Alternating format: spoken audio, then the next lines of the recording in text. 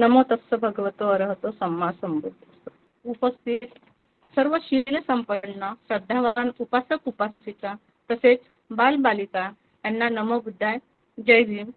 कार्यक्रमाला सुरुवात करण्या अगोदर आपण सर्वप्रथम तीन रत्नाचे अनुसरण करूया। तिसरणाचे अनुसरण करा। नमो तस्स भगवतो अरहतो सम्मा संबुद्धस्स। नमो तस्स भगवतो अरहतो सम्मा संबुद्धस्स। नमो तस्स भगवतो अरहतो सम्मा संबुद्धस्स। बुद्धं शरणं गच्छामि, धम्मं शरणं गच्छामि, संघं शरणं गच्छामि, द्वितीयंपि बुद्धं शरणं गच्छामि, द्वितीयंपि धम्मं शरणं गच्छामि, द्वितीयंपि संघं शरणं गच्छामि, तृतीयंपि बुद्धं शरणं गच्छामि, तृतीयंपि धम्मं शरणं गच्छामि, तृतीयंपि संघं शरणं गच्छामि। साधु साधु साधू साधू साधू। खूप खूप छान गणवीर मॅडम आणि बाळांनी पण खूप छान त्रिसरण म्हटले। तसेच आज आपण या मालिकेचे 70वे पुष्प घेऊन आलो आहोत, तेव्हा आपण सर्वांनी शांत आणि एकाग्र चित्ताने या बुद्धवाणीला श्रवण करावे, ग्रहण करावे ही आपणास विनंती। आजचे आपले मार्गदर्शक आहेत आदरणीय दयानंदजी मिसाळकर सर। सर बौद्ध धम्म आणि पाली साहित्याचे गाढ अभ्यासक आहेत। तसेच sir deputy commissioner of income tax या पदावर कार्यरत होते। सरांनी university of Mumbai department of Pali मधून MA नेट केले आहे। 8 वर्षापासून सर MA च्या विद्यार्थ्यांना जातक त्यांच्या उत्कृष्ट शैलीने शिकवित आहेत आणि सध्या धम्मपद अट्टकथा सुद्धा शिकवित आहेत। सक्क नागा यक्ष या पाली साहित्यातील व्यक्तिमत्वावर सरांनी राष्ट्रीय व आंतरराष्ट्रीय स्तरावर पेपर सादर केलेले आहेत। सरांनी त्यांचा MPhilचा प्रबंध 31 प्लॅनेट्स ऑफ एक्झिस्टन्स म्हणजेच व्यक्तिमत्वाचे 31 स्तर हा सबमिट केला आहे। त्याचबरोबर धम्मपद अट्टकथा व जातक या विषयामध्ये सरांना विशेष रस आहे, हे आपल्या सर्वांना माहीतच आहे।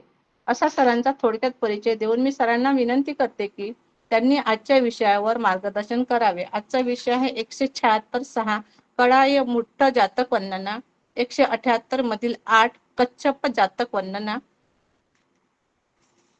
या विषयावर सरांनी मार्गदर्शन करावे आपल्याला, अशी मी सरांना विनंती करते। दयानंदजी मिसाळकर सर। नमो तस्स भगवतो अरहतो सम्मा संबुद्धस्स। थँक्यू शोभा मॅडम परिचय करून दिल्याबद्दल। आणि धम्मसाकाच्या या मंचावर पुन्हा एकदा 2 जातक अट्टकथा सांगण्याची मला संधी मिळते आणि आपण सर्व लोक इथे वेळेवर हजर झालात त्याबद्दल सगळ्यांचे फार फार आभार आणि तुम्हाला या कार्यक्रमासाठी खूप शुभेच्छा पण। कारण आपण या काळामध्ये धम्मश्रवण करत असतो आणि या धम्मश्रवणात आपल्याला माहिती आहे की अनेक वक्ते जे काही जातक आपल्याला समजून सांगत आहे आणि त्याचे जे विविध पैलू आहेत जातकाचे किंवा धम्माचे किंवा बुद्धाच्या उपदेशाचे जे विविध पैलू आहेत त्याच्यावर सुद्धा आपण खूप चर्चा करत असतो। आणि ही दैनंदिन जीवनात कशी उपयोगी आहे याचा आपण अभ्यास करत असतो। आपले जे प्रश्न उत्तर असतात ते नक्कीच म्हणजे सर्व उपासक उपासिकांना प्रेरणा देतात आणि चिकित्सक स्वभावाने त्याच्यावर प्रश्न उत्तराचा जो सेशन होतो तोही खूप चांगला असतो आणि तो आपल्याला पुढचा अभ्यास करण्यास प्रेरित करतो किंवा आपला उत्साह वाढवतो। आणि हा उत्साह गेल्या 4 वर्षापासून आपण सगळ्यांनी वाढवत नेलेला आहे आणि एक चांगलं फलित त्याचं आलेलं आहे की एक धम्मसाकाच्या म्हटल्यावर कोणी भेटून सांगते की सर आम्ही ऐकलेलं आहे, आम्ही बघितलेलं आहे किंवा इतका चांगला कार्यक्रम आहे, तर त्याची पावती नेहमी मिळत असते। फक्त आपल्या सगळ्यांना विनंती आहे की जास्तीत जास्त लोकांपर्यंत पोहोचा जेणेकरून त्यांना म्हणजे तुम्हाला पुण्य मिळेल आणि त्यांना धम्मलाभ होईल। तर हे फार महत्वाचं आहे की म्हणजे आपण कल्याण मित्र, कल्याण मैत्रीण या भूमिकेमध्ये पण आपण राहायला पाहिजे आणि लोकांना प्रत्यक्ष बोलून सांगायला पाहिजे की अशी अशी अट्टकथा आहे किंवा असा कार्यक्रम असतो, किंवा तुम्हाला ज्या कथा आवडल्या असतील धम्मपदामधल्या किंवा जातकाच्या विशेष कथा आवडल्या असतील तर ते त्या तुमच्या मित्रमैत्रिणीशी प्रत्यक्ष बोलून त्यांना सांगा की यामध्ये खूप चांगलं सांगितलेलं आहे आणि हे आहे का. तर असंच धम्मप्रचार होत असतो किंवा लोकांपर्यंत पोहोचण्यासाठी हे एक महत्वाचं साधन आहे. पर्सनल कॉल करून समजून सांगणं गरजेचं आहे. बरेच जण आपल्या माता पित्याला किंवा भावा बहिणीला पण कथा समजून सांगतात जी ऐकलेली असते, आणि तीच म्हणजे काही लोक ऐकू शकत नाही किंवा काही कारणामुळे त्यांना जमत नाही ते पूर्ण वेळ ऐकणं. तर थोडक्यात आपण आपले जे नातेवाईक आहे, मित्रपरिवार आहे, ऑफिस आहे, आपल्या संघटना आहे, तिथे आहे ना याच्यावर चर्चा करायला पाहिजे. ती सम्यक चर्चा आहे, धम्मचर्चा आहे, आणि लोकांपर्यंत हे अजून पोहोचलेलं नाही. आपल्याला आपण फार कमी लोकांपर्यंत पोहोचलेला आहे, आपल्याला लाखो मध्ये पोहोचायचं आहे. ठीक आहे ना. हे मराठीत असल्यामुळे हे सगळं धम्मसाकच्या प्रभाव किंवा आपण मराठीत असल्यामुळे मराठी भाषिकापर्यंतच पोहोचू शकतो म्हणजे महाराष्ट्रात. आणि इथली लोकसंख्या बघितली तर कित्येक कोटी आहे, 11 कोटीच्या वर लोकसंख्या आहे इथे. तर आपण लाखामध्ये पण नाही पोहोचलो. तर एक जबाबदारी म्हणून सगळ्यांना मी आवाहन करतो की प्रयत्न तर करा. मी 100 लोकांना सांगितलं तर 10 लोकांपर्यंत तुम्ही चांगल्या तऱ्हेने पोहोचू शकता, आणि ती पण फार मोठी सेवा होईल, धम्मसेवा होईल. ठीक आहे. आणि वर्षावासाचा आता वातावरण खूप चांगलं आहे, तर लोकांना म्हणजे वेळ द्यावासा वाटतो. तर पुन्हा एकदा सगळ्यांना मी विनंती करतो की लोकांपर्यंत जास्तीत जास्त पोहोचा. तुम्हाला जे समजलं ते समजून सांगा त्यांना, आपल्या तोडक्या मोडक्या भाषेत असेल किंवा काही, आणि त्यांना प्रेरित करा धम्म श्रवण करण्यासाठी. इथे एवढं बोलून मी आपल्या कार्यक्रमाला सुरुवात करतो. आज जे 2 कथा आहेत, एक काळाय मुठ्ठी जातक वर्णना आणि कच्छप जातक वर्णना, आणि एकदम एकदम छोट्या छोट्या कथा आहेत आणि मेसेज खूप मोठा आहे. आपण याच्या आधी पण बघितलं की छोट्या छोट्या 1-1, 1.5 पानाच्या कथा आहेत, पण इतका मोठा संदेश देऊन जातात. मोठा उपदेश असतो, म्हणजे गहित अर्थ असतो, खूप गहन अर्थ असतो त्यामध्ये. आणि ती फक्त त्याचं कथेचं स्वरूप छोटं असल्यामुळे आणि कथेमध्ये फार चर्चा केलेली नसते. त्या कथेमध्ये फक्त कथा सांगितलेली असते, त्याच्यावर सविस्तर निरूपण झालेलं नसतंय. ते बुद्धाने केलेलं असतं किंवा बाकी भिक्खूंनी केलेलं असतंय. ती कथेमध्ये येत नाही. कथेमध्ये म्हणजे सरळ सोट काय झालं आणि बुद्धाने काय उपदेश दिला ते थोडक्यात सांगितलं जात आहे. म्हणून जेव्हा आपण त्याचं संशोधन म्हणून किंवा खूप उलटपालट अनेक प्रकारे ती कथा बघतो, तेव्हा आपल्याला त्याचे पैलू लक्षात येतात. तर एक लक्षात ठेवा की कथा छोटी आहे, पण मेसेजेस खूप मोठे आहे, खूप मोठे उपदेश आहे जे आपल्या दैनंदिन जीवनात उपयोगी पडतात. आजचे दोन्ही कथा अत्यंत महत्वाच्या आहे दैनंदिन जीवनासाठी, त्याच्यावर आपण चर्चा करणार आहे. तर पहिली जी कथा आहे, कळाय मुठ्ठी जातक. तर कळाय म्हणजे समजा हातामध्ये चणे, मुठीमध्ये चणे घेतलेल्या माकडा संबंधी ही कथा आहे. आणि ही कथा जी आहे ही पसिंदी राजाला उद्देशून केलेली आहे. पसिंदी राजाचा एक सीमा प्रांत जो आहे, म्हणजे बॉर्डर प्लेस जे आहे, तिथे थोडासा उठाव झाला होता. तर तिथल्या सैनिकांनी तो दाबण्याचा प्रयत्न केला, पण 2-3दा युद्ध करूनही तो सीमा प्रदेश जो आहे तो अशांतच राहिला आणि तिथल्या सैनिकांना तो दडपता नाही आला. त्यामुळे काय झालं की तो त्यांनी मेसेज पाठवला, त्यांनी निरोप पाठवला राजाकडे, पसिंदी राजाकडे, की आमच्याकडून यांना शांत करणं होत नाहीये, आमचा पराभव होत आहे. तेव्हा पसिंदी राजा स्वतः सैन्य घेऊन निघाला सीमा प्रदेशात जाण्यासाठी. आणि ते दिवस होते ना, ते वर्षावासाचे दिवस होते किंवा पावसाळ्याचे दिवस होते. तर अशा वेळेस राजाने युद्धाला जाणं काही योग्य नसतंय, कारण अनेक पाऊस पडणं होतो किंवा नदीला पूर येतो किंवा खास खळगे भरलेले असतात. अनेक अनेक अडचणी असतात युद्धाला जाण्यासाठी, त्यामुळे ती योग्य वेळ समजल्या जात नाही. मात्र पसंती राजाला म्हणजे आता तो मोठा राजाच आहे, त्याला जेव्हा निरोप येतो की लोक ऐकत नाहीत तिकडचे, पण त्याला राग येणं आणि त्याचं निघणं कर्तव्य होतंय राजा म्हणून, पण वेळ योग्य नाही. तर जेव्हा पसिंदी राजा आपला सैन्यासहित निघायला लागला, तर त्याला श्रावस्तीला असं वाटलं की बुद्धांना आपण भेटू आणि ही वेळ योग्य आहे का नाही ती आपण त्यांना विचारू. तर बुद्ध विचारताना यावेळेस कसे काय आले तुम्ही, तर ते सांगतात की सीमा प्रदेशात असा असा प्रॉब्लेम आलेला आहे म्हणून निघालेला आहे, पण ही वेळ योग्य आहे का. तर बुद्धाने त्यावेळेस काळाय मोठे जातक सांगितलेलं आहे आणि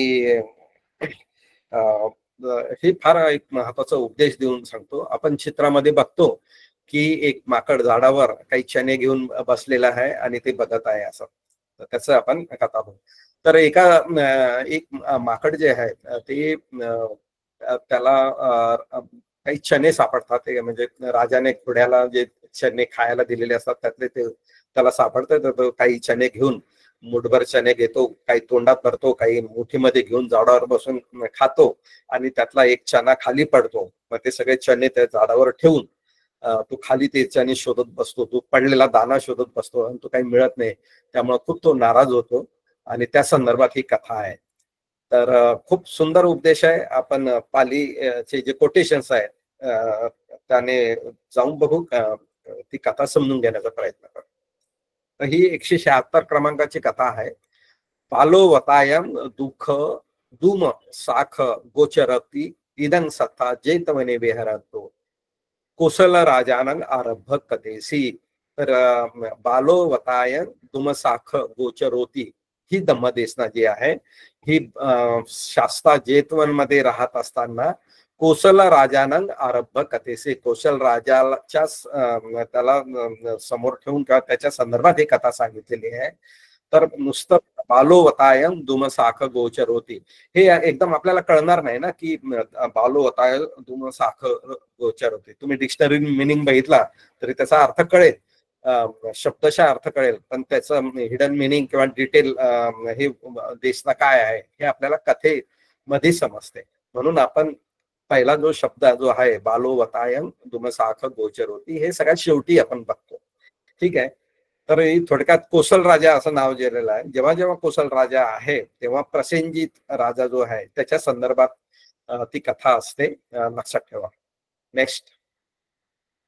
एकस्मिही समय एकदा एके काळी वत्स काले, आता मी म्हटलं ना म्हणजे पावसाळ्यात, कोसल रयो पच्चंतो कुपी, पच्चंतो म्हणजे सीमा प्रदेश, पच्चंत आहे म्हणजे राज्याचा सगळा शेवटचा भाग जो असतो बॉर्डर प्लेस त्याला सीमांत प्रदेश म्हणून. कुपी तो क्रोधित झालेला आहे, तिथे उठाव झाला, बंड झालेला आहे. तथठिता योद्धा द्वे तिन्ही युद्धानी कत्वा पच्च अधिके अभिभविंतु असक्कुंता रयो शासनं तेसेन्सु. तर तथठिता म्हणजे तिथे असलेले जे आहे, तिथे योद्धा, तिथे असलेले जे योद्धा होते किंवा जे सैनिक होते सीमा प्रदेशात, द्वे तिन्ही युद्धानी कत्वा, दोनदा तीनदा त्यांनी युद्ध करून पच्चतिके अभिभविंतु म्हणजे तिथले जे बंडखोर जे होते त्यांच्यावर त्यांना वर्चस्व नाही करता आलं. अभिभविंतु म्हणजे त्यांच्यावर कंट्रोल नाही करता आलं, त्यांना वर्ष नाही करता आलं. असक्कोंता असं म्हटलेलं आहे ना, शकले नाही. रयो शासनं पेसेसु, राज्याला म्हणजे राजाला त्यांनी निरोप पाठवला की आम्ही दोनदा तीनदा यांना दाबण्याचा प्रयत्न केला, बंड शमवण्याचा प्रयत्न केला, ते शक्य झालं नाही. नेक्स्ट. राजा अकाले वसान एव निखमित्वा, इथे शब्द आलेलाच आहे तो. राजाने अकाले सांगितलेला म्हणजे योग्य काळ नव्हते, अवेळी असं आहे, अकाळी आहे ना असं. वसान एव म्हणजे पावसाळ्यात अवेळी, निखमित्वा म्हणजे कोसल राज्यातून नगरीतून निघून निखमित्वा. जेतवन समीपे, जेतवन जे आहे जिथे बुद्ध थांबले होते त्याच्या जवळ, खंदावारं बंधित्वा चिंतेसी, त्याने तिथे कॅम्प केला. म्हणजे त्याचं सैन्य, हत्ती, घोडे जे काही असतील ना ते सगळे युद्धासाठी निघाले होते सीमा प्रदेशात. पण मधात त्यांना हॉल्ट करत करत जावं लागत होतं ना, त्या पसिंदी राजाला वाटलं की आपण या जेतवनाच्या बाहेर कॅम्प करू म्हणून, आणि त्यांनी तिथे आपले सगळे टेंट वगैरे उभारले आणि आणि विचार करायला लागला तिथे कॅम्पिंग केल्यावर की अहम अकाले निखंतो, मी अवेळी जे निघालो आहे, कंदर पदरा आदयो उदकपुरा दुर्गमो मक्को. तर ते काय म्हणजे पसिंदी राजा विचार करायला लागला की मी पावसाळ्यात निघालेला आहे, अवेळी निघालेला आहे, अकाळी निघालेला आहे, आणि तिथे आहे ना कंदर पदर आदयो उदकपुरा, तर जे नद्या खास खळगे जे असतील, डोह जे असतील, ते सगळे कसे आहे, उदकपुरा, त्याला भरपूर पाणी आलेलं आहे, पाणी जमा झालेलं आहे, पूर वाहत आहे, म्हणजे खड्डे पण भरून वाहत आहेत. दुर्गमो मक्को, आणि तो मग्ग जो आहे, जो मार्ग जो आहे सीमांत प्रदेशात जाण्यासाठी, तो कसा आहे, दुर्गम झालेला आहे, म्हणजे खूप कठीण झालेला आहे क्रॉस करण्यासाठी, निघण्यासाठी. सथारंग उपसंकमी इस्सामी,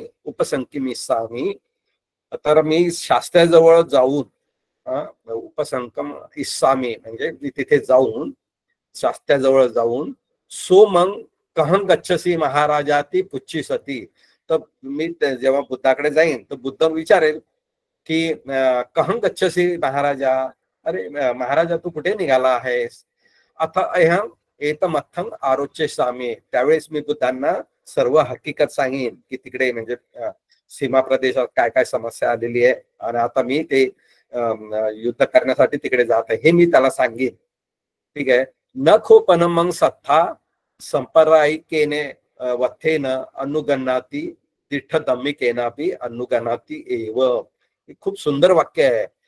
तर अनुगणाती आणि हा शब्द जो आलेला आहे ना, तर शास्त्र मला नेहमी म्हणजे आध्यात्मिक स्पिरिच्युअल टीचिंग करतात, आध्यात्मिक उपदेश देतात. ठीक आहे.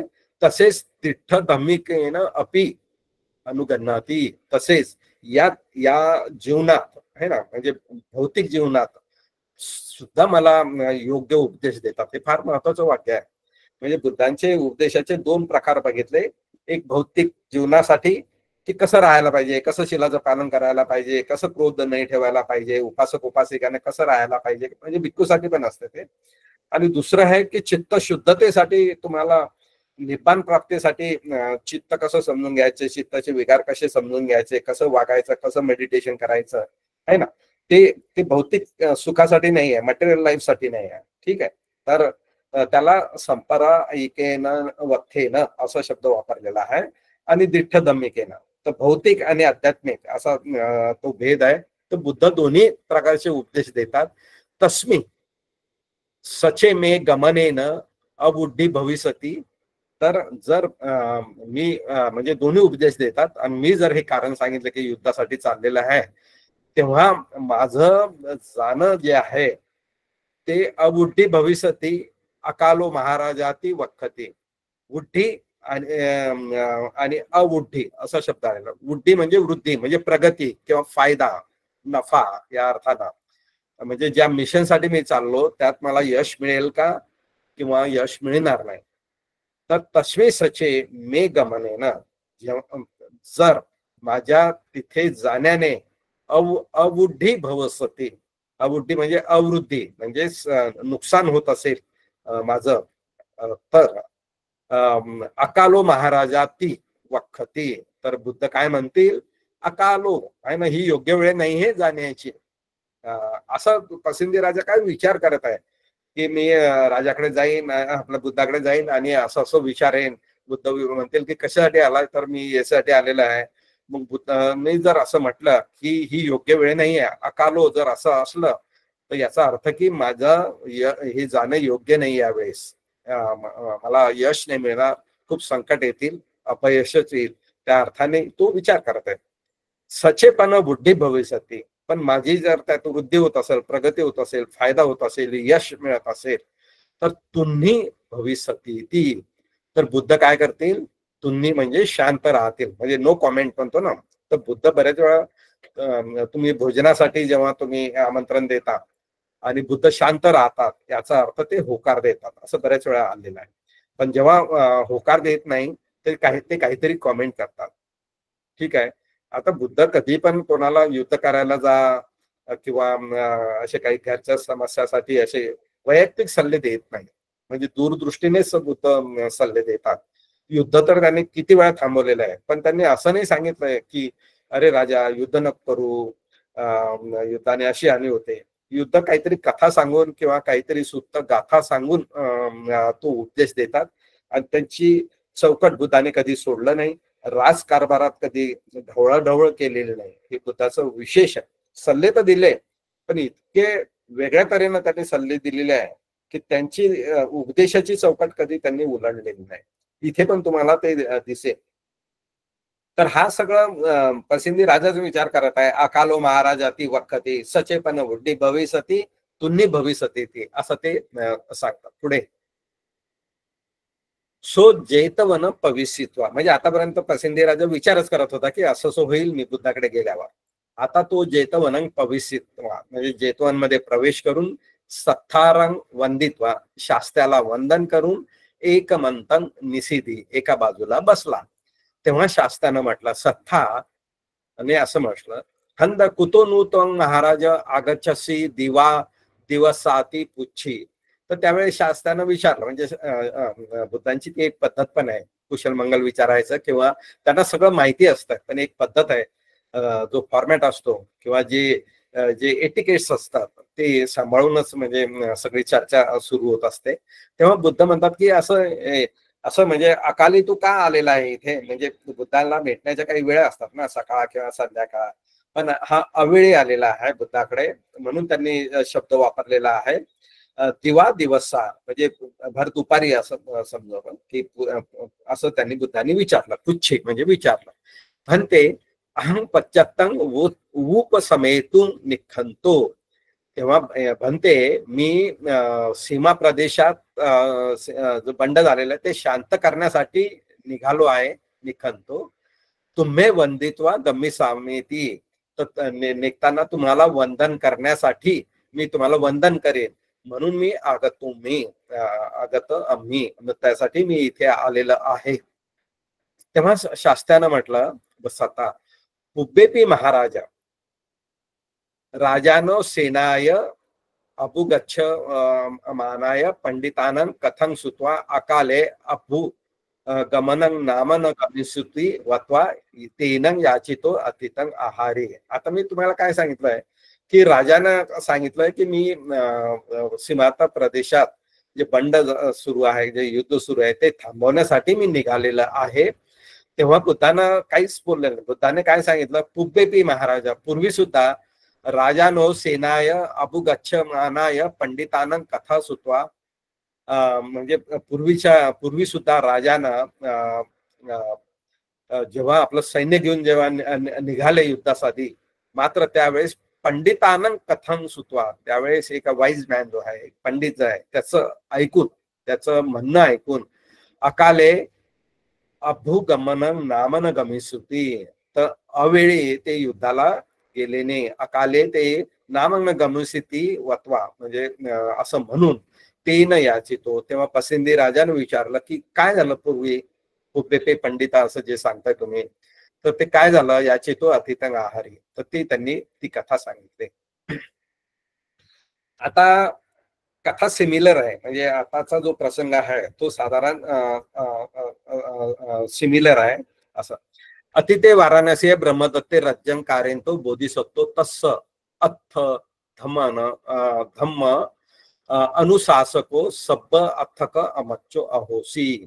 तर पूर्वी ब्रह्मदत्त राजा राज्य करत असताना बोधिसत्व आहे ना, बोधिसत्व तस्स म्हणजे त्या राजाचा, बोधिसत्व त्या राजाचा काय होता, अथ धम्म अनुशासको. खूप सुंदर शब्द आहे. अर्थ आणि धम्म म्हणजे मटेरियल आणि स्पिरिच्युअल असे दोन्ही चा उपदेश देणारा हा सब्ब पंडित आहे. कसा आहे, सब्ब अथक अमच्चो. बोधिसत्व अमात्य आहे, ठीक आहे, प्रधान आहे, आणि तो दोन्ही गोष्टीमध्ये खूप कुशल आहे, खूप एक्सपर्ट आहे. ठीक आहे. म्हणजे व्यवहारही त्याला कळतोय आणि अध्यात्मही कळत आहे. आणि म्हणून राजा आहे ना नेहमी त्याचे सल्ले घेत असतो. तर थिअरी अँड प्रॅक्टिस जे म्हणतो ना, भौतिक जीवनात कसं राहायचं आणि आध्यात्मिक जीवनात कसं पालन करायचं, हे फार महत्वाचं आहे आणि हा विषयच महत्वाचा आहे. कारण आपणही जेव्हा भौतिक जीवन जगतो, आपण तर एवढ्या कथा ऐकतो किंवा धम्मश्रवण करतो, विहारात जातो किंवा बुद्धाचे गाथा वगैरे म्हणतो, पूजा अर्चा करतो, वंदना करतो, हे झालं आपलं आध्यात्मिक लाईफ आहे. पण भौतिक जीवनात खूप विपरीत राहावं लागतंय किंवा विपरीत वागतो आपण. कारण आपल्याला त्याचा फार जास्त परिणाम जो आहे बुद्धाच्या वचनाचा आपल्या दैनंदिन जीवनात होत नसल्यामुळे आपल्याला हे तर आवडतंय, आध्यात्मिक उपदेश तर खूप आवडतात, पण दैनंदिन जीवनात ते पालन करताना खूप अडचणी येतात. आणि भौतिक जीवनात तुमच्या इंद्रिय सुखासाठी किंवा भौतिक जीवनात मटेरियल लाईफ तुम्हाला किती अट्रॅक्ट करतं किंवा त्याचा किती प्रभाव असतो, म्हणजे जे म्हणतो ना, सत्ता, संपत्ती, काम, भोग किंवा जे काही असेल आपले जे इंद्रिय, म्हणजे चांगलं खाणं आहे, चांगलं ऐकणं आहे, हे ह्या ज्या गोष्टी तुम्हाला प्रभावित करतात, तुमचे विकार तुम्हाला प्रभावित करतात.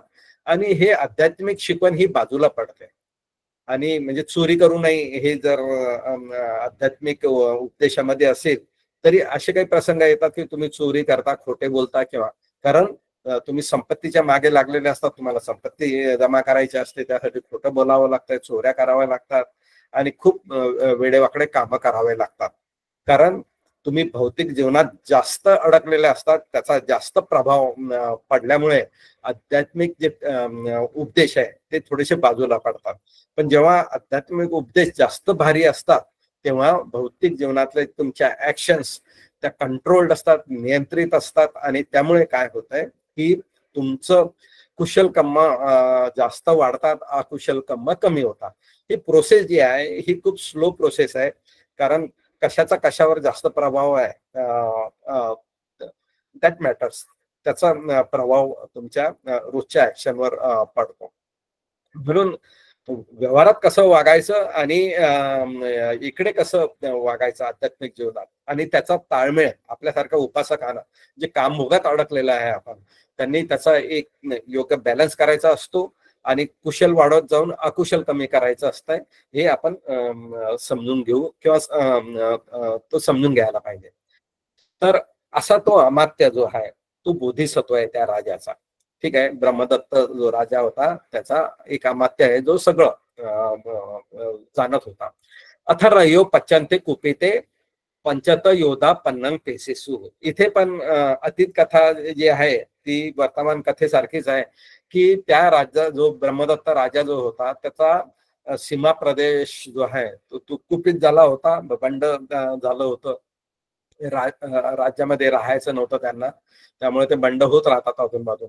तर पचंत योद्धा पन्नंग पेसिसू, तर जे सीमा प्रदेशामध्ये जे सैनिक होते त्यांनी निरोप पाठवला राजाला. पन्नंग पेसिसू आहे ना, त्यांनी निरोप पाठवला. राजा वसकाले निखमित्वा. आता राजा आहे ना, या पसिंदी राजासारखे पावसाळ्यात निखमित्वा निघून उयाने खंदावार बंदी.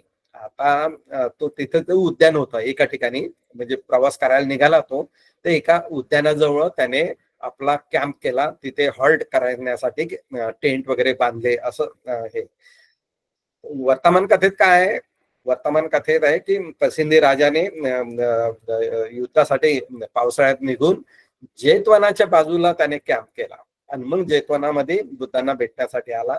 इथे बुद्ध नाहीये, पण तो कुठे कॅम्प करतोय, तो ब्रह्मदत्त राजा एक उद्यान आहे एक मोठं, तिथे त्याने कॅम्प केला. ठीक आहे.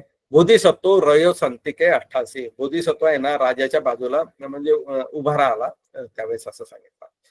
आता तस्मिखने त्या क्षणाला, म्हणजे जिथे कॅम्प केला तिथे उद्यानामध्ये, असानं कळाये सेदेत्वा आहारत्विया दोनियम पक्षी पिसू. तर घोडे, हत्ती वगैरे युद्धासाठी जे काही प्राणी नेतात ना, तर त्यातला अश्व आहे ना, म्हणजे घोडे, अश्व, यांना भोजन देण्याची वेळ झालेली आहे. आणि त्यांची जी दोन्ही म्हणतो ना आपण, दोन्ही म्हणजे कधी पिशवी असते, कधी आता आपण या चित्रामध्ये बघतोय ते घोड्यांना त्यांनी काही चणे जे आहेत ते भिजू घालून त्यांना खायला दिलेले आहे. तर हे घोडे जे आहे ना, हे युद्धातले घोडे आहेत. ठीक आहे. तर त्यांचा आहार पण तसा पाहिजे असतो आहे ना, दष्टपुष्ट पाहिजे आणि त्यांना सकस आहार पाहिजे. हे फार महत्वाचा विषय आहे. त्यांचं फूड हॅबिट्स मध्ये जेव्हा आपण विचार करतो, अनेक जातका धम्मपदामध्ये आलेला आहे. तर उत्कृष्ट उत्कृष्ट प्रतीचं भोजन आहे, म्हणजे चणे असतील किंवा मटर असेल किंवा अजून काही जे त्यांना द्यायचं आहे, हे त्या त्या प्राण्यांना दिल्या जात आहे. आणि त्याचे अनेक प्रसंग आपल्याला जातका आणि धम्मपदामध्ये दिसलेले आहेत. तर या घोड्यांना जे चणे खाऊ घालायला दिलेले आहेत दोन्ही मध्ये, ते भिजू घातलेले असताना त्यावेळेस उयाने मक्कटेसू एको मक्कटो रुखा ओतरित्वा. एक मिनिट.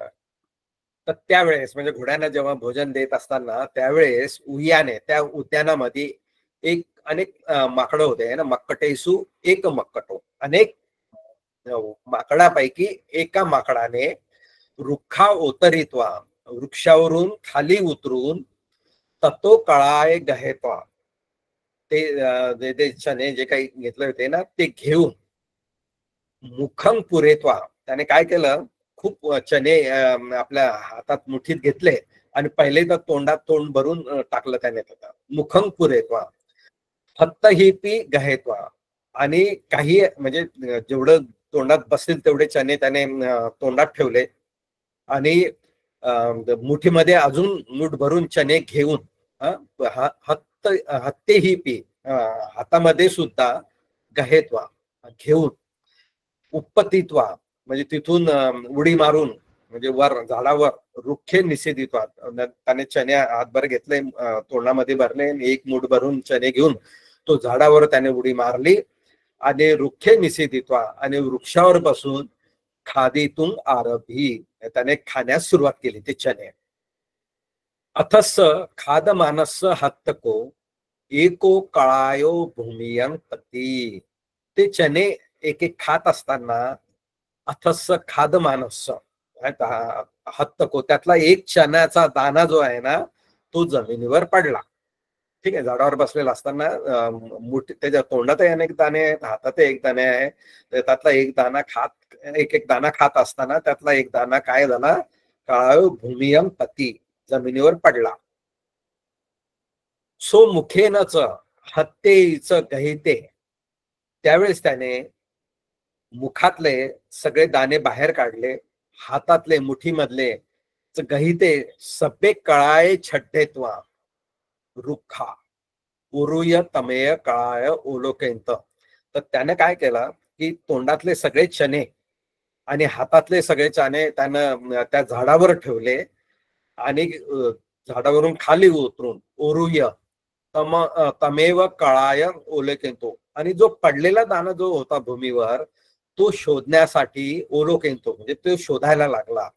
तम कळाय अधिस्वाव, तर तिथे खाली खूप माती होती किंवा तो जो चना आहे तो पडल्यावर त्याला काही दिसला नाही. तो त्यानं खूप शोधायचा प्रयत्न केला. हे सगळे चणे वर झाडावर ठेवून तो जो पडलेला चना शोधण्यासाठी त्याने खूप प्रयत्न केले. अदिसवावा, कळाय अदिसवाव, तो पडलेला दाना न दिसून पुनंग रुखम अभिरुहित्वा, पुन्हा तो झाडावर चढून अड्ढे सहस पराजितो विया. खूप सुंदर उपमा दिलेली आहे. विया म्हणजे सारखे, समान, लाईक. सहस पराजितो म्हणजे सहस म्हणजे हजारो हारलाय, काय नाही. हजारो म्हणजे अड्डे म्हणजे जुगारात, ज्यानं जुगारात हजारो रुपये हारलेला आहे, तर तो कसा नाराज होतो, दुःखी होतो ना, त्याचप्रमाणे सोच मानो दुमुखो रुक्ख शाखायं निषेधी. शाखा म्हणजे शाखा म्हणतो ना, ब्रँचेस, झाडाच्या फांदीवर तो तसाच दुःखी होऊन बसला, जसं एखादा व्यक्ती जुगारात हजारो रुपये हारतो, असं. खूप सुंदर उपमा दिली आणि फार महत्वाचं पण आहे. राजा मक्कटस केरियम दिसवा बोधिसत्तं आमंत्रित्वा. तर हे सगळं प्रकरण जे आहे ना तो जो राजा आहे ब्रह्मदत्त राजा, तो उद्यानात बसलेला होता, त्याचा कॅम्प चालू होता. तर तो सगळं प्रक्रिया ते हे बघत होता की माकडाने चणे नेले, तोंडात भरले, हातात भरले, झाडावर चढला, एक एक दाना खात आहे, त्यातला एक दाना खाली पडला, मग त्याने तोंडातले हातातले सगळे दाणे झाडावर ठेवलेले आहेत आणि वृक्षावर ठेवलेले आहेत आणि खाली उतरून तो चणे शोधत आहे. तर हे सगळं जे प्रसंग आहे ना, तो राजा ऑब्झर्व करत आहे. ठीक आहे. आणि म्हणून त्याने हे सगळं बघून बोधिसत्वम आमंत्रित्वा, त्याने बोधिसत्वाला बोलवलं.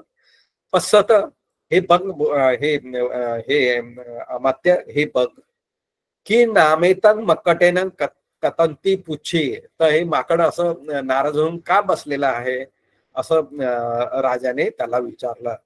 तेव्हा बोधिसत्व म्हणाले, महाराज, बहु अनव लोकेत्वा अपंग ओलोकेत्वा तुब्बदिनोम बाला एव रूपं करोंती एवं ती वत्वा पठमम गाथा आह. तर राजा काय म्हणाला, नाही, तो अमात्य म्हणाला की आधीच ठेवा, आधीची स्लाइड ठेवा.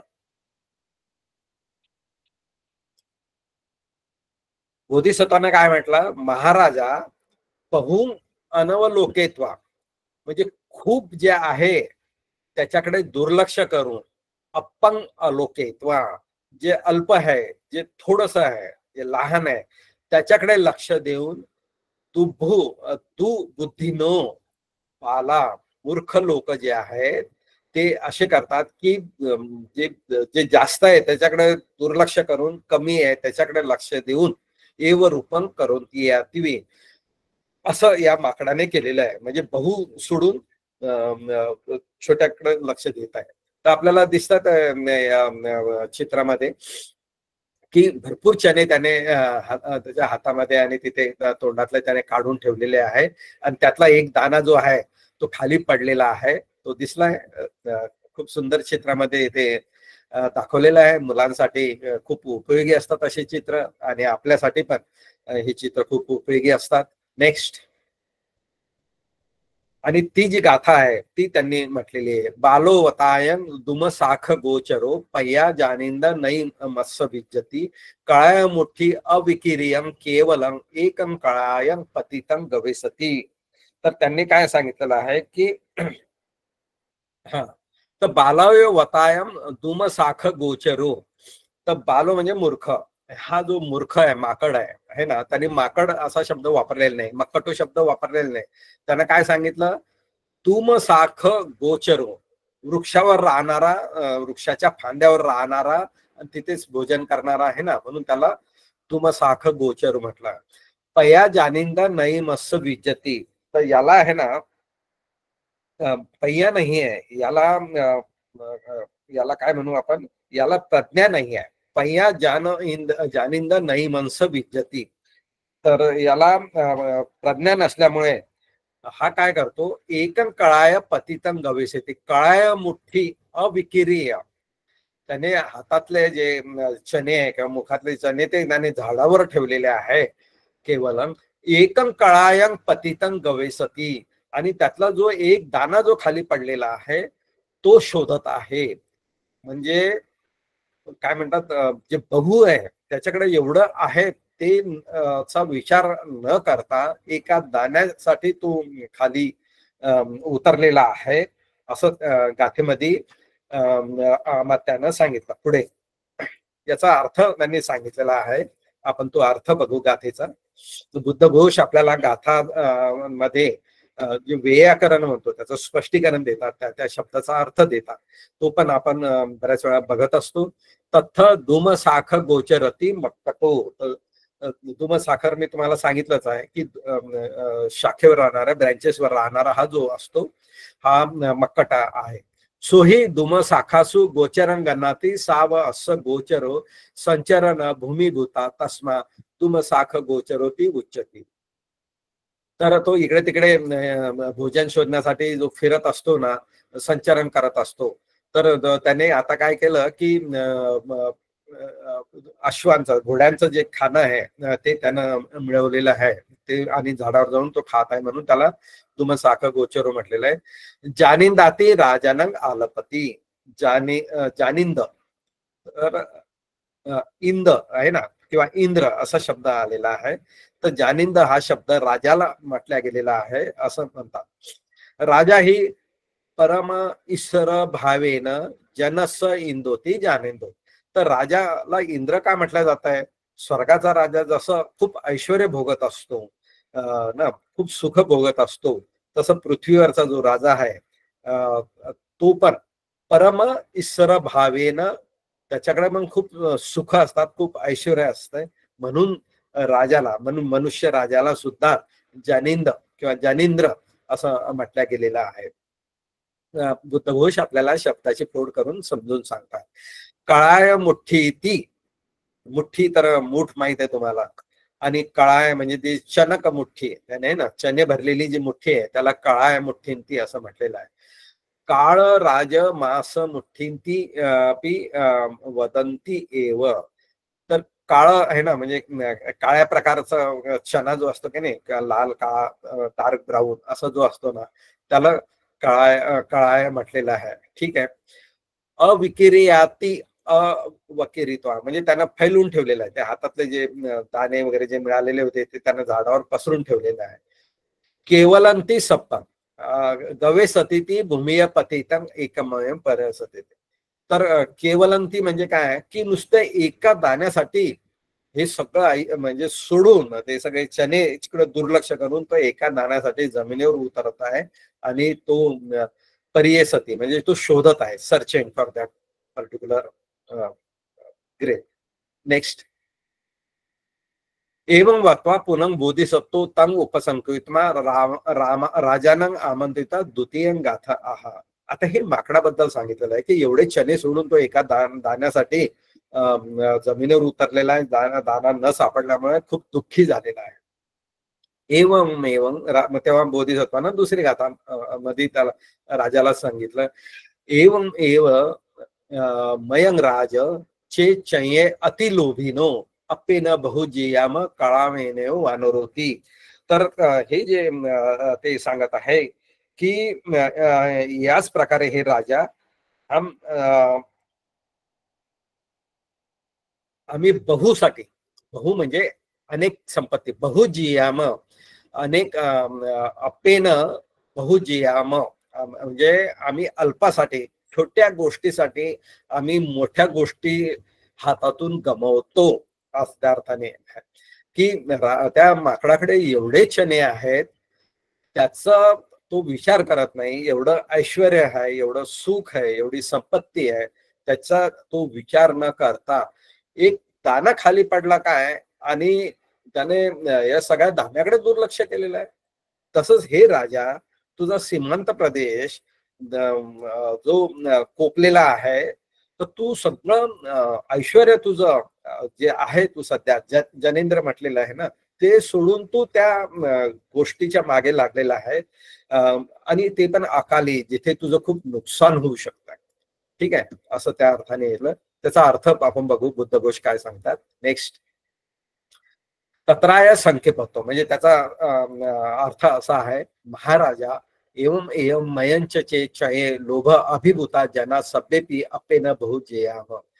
तर हा जो माकड एका छोट्याशा दाण्यासाठी खूप म्हणजे त्याच्या लोभासाठी म्हणजे हे पण पाहिजे, ते पण पाहिजे, ते पण पाहिजे, त्या अर्थाने की एवढं तुझ्याजवळ असून एखाद्या छोट्या गोष्टीसाठी तू एवढा दुःखी झालेला आहे किंवा एवढी एनर्जी वेस्ट करतोय त्या छोट्या गोष्टीसाठी. मह्यमी इतरही अकाले वसाना समय मग्नम गच्छन्ता. त्या माकडासारखेच तू पण अकाले या अकाळी तू या वर्षा काळात तू मग्नम गच्छन्ता तू मार्गाला लागलेला आहे. अप्प कसं अर्थस कारण का बहु का अर्था परिहाय. तो तुझ्याजवळ जे एवढं ऐश्वर आहे, एवढं सुख आहे, एवढी संपत्ती आहे, त्याच्याकडे तू दुर्लक्ष करून ते सोडून तू कुठे निघालेला आहे, अशा वर्षाच्या पिरियड मध्ये तू बाहेर सीमांत प्रदेश जिंकण्यासाठी निघालेला आहे. असं त्यांनी सांगितलं. कळा येनेव वानरोती यथा अयम वानरो एक कळायं परिये समानो तेन केन कळायन सप कळा ही परिहीनो. म्हणजे जसं की या माकडाने कळा येनेव वानरोती म्हणजे या माकडाने जसं आपले अनेक चण्याचा त्याग केलेला आहे, त्याच्याकडे दुर्लक्ष केलेलं आहे, ते सोडून दिलेलं आहे आणि एका चण्यासाठी तो आपली सगळी एनर्जी वेस्ट करत आहे, त्यासाठी दुःखी होत आहे.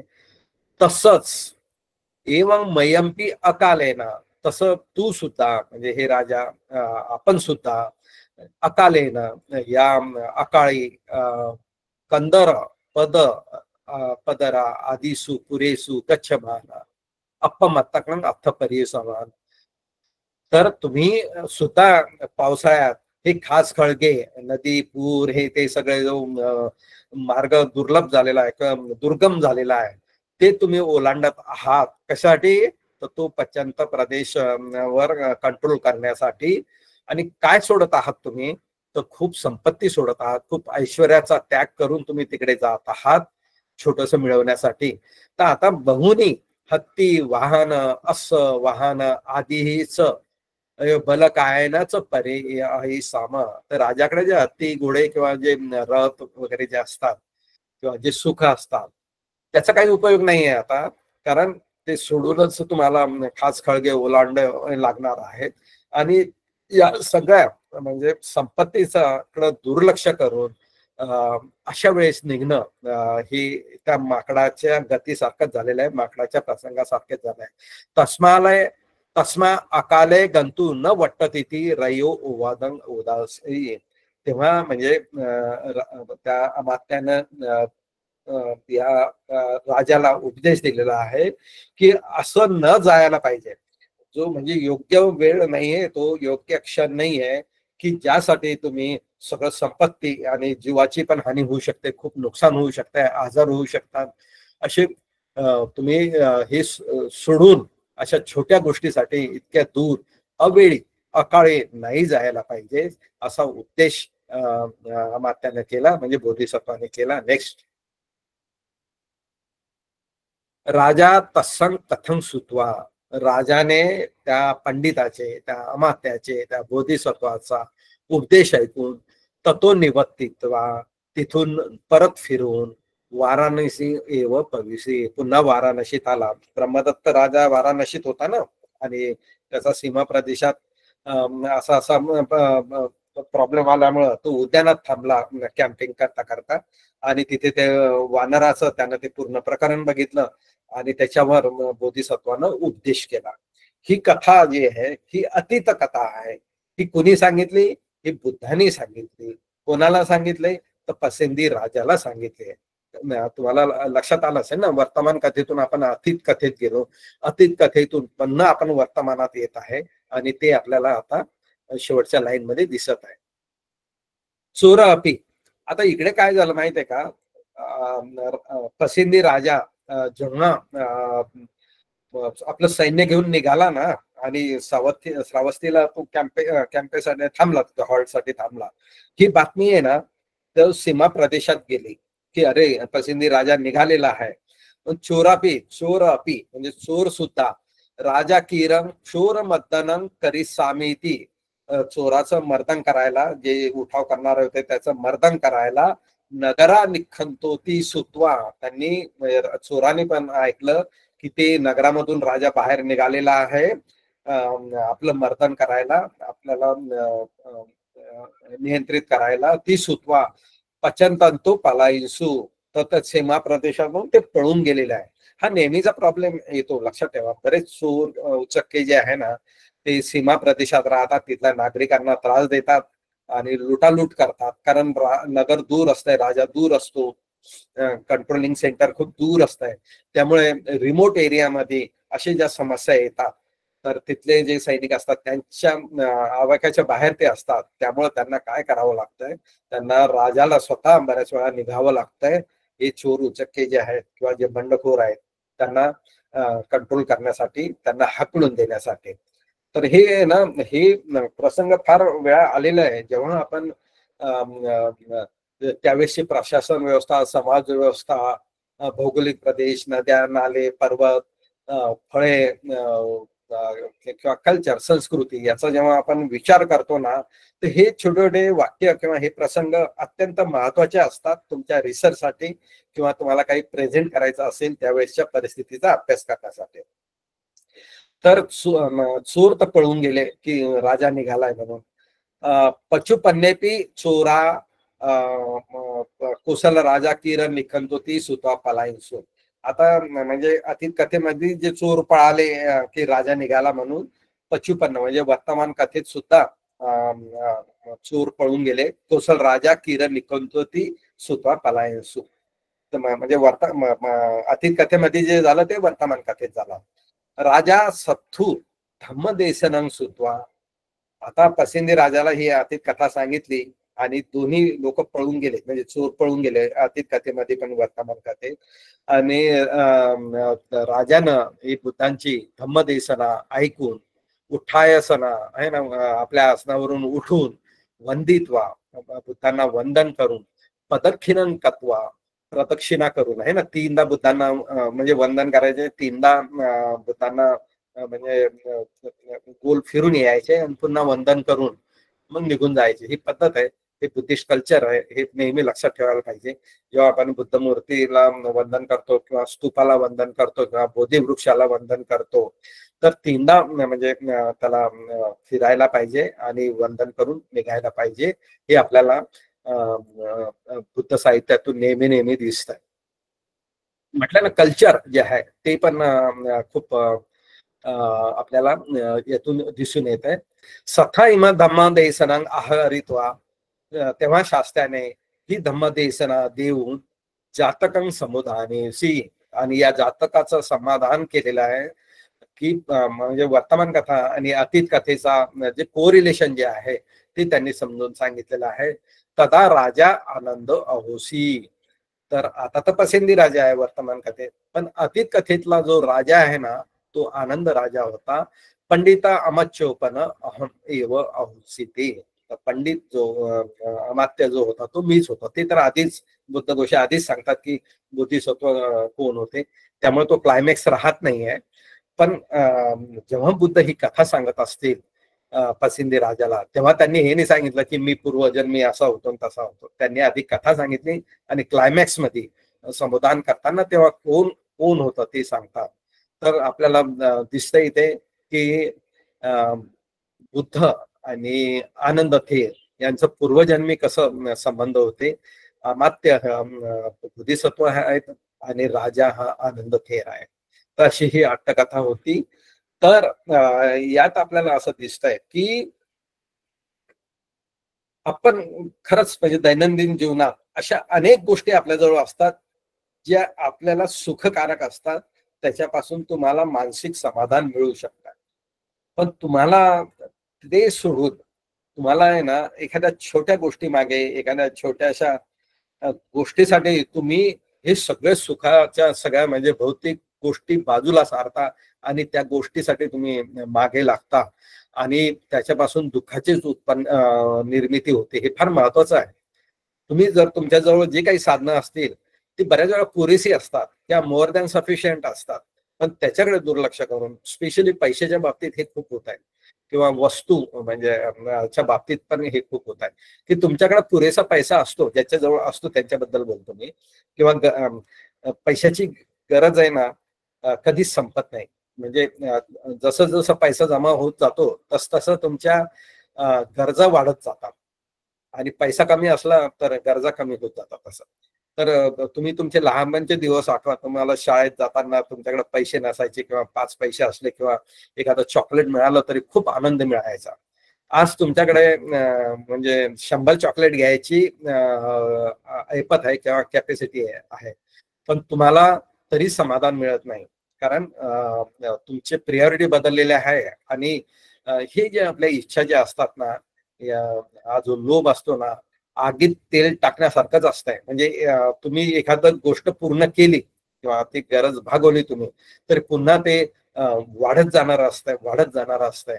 मग मला हा मोबाईल नको, तो मोबाईल पाहिजे, एक साडी नाही मला नवीन साडी पाहिजे, मला या कार्यक्रमासाठी नवीन पाहिजे.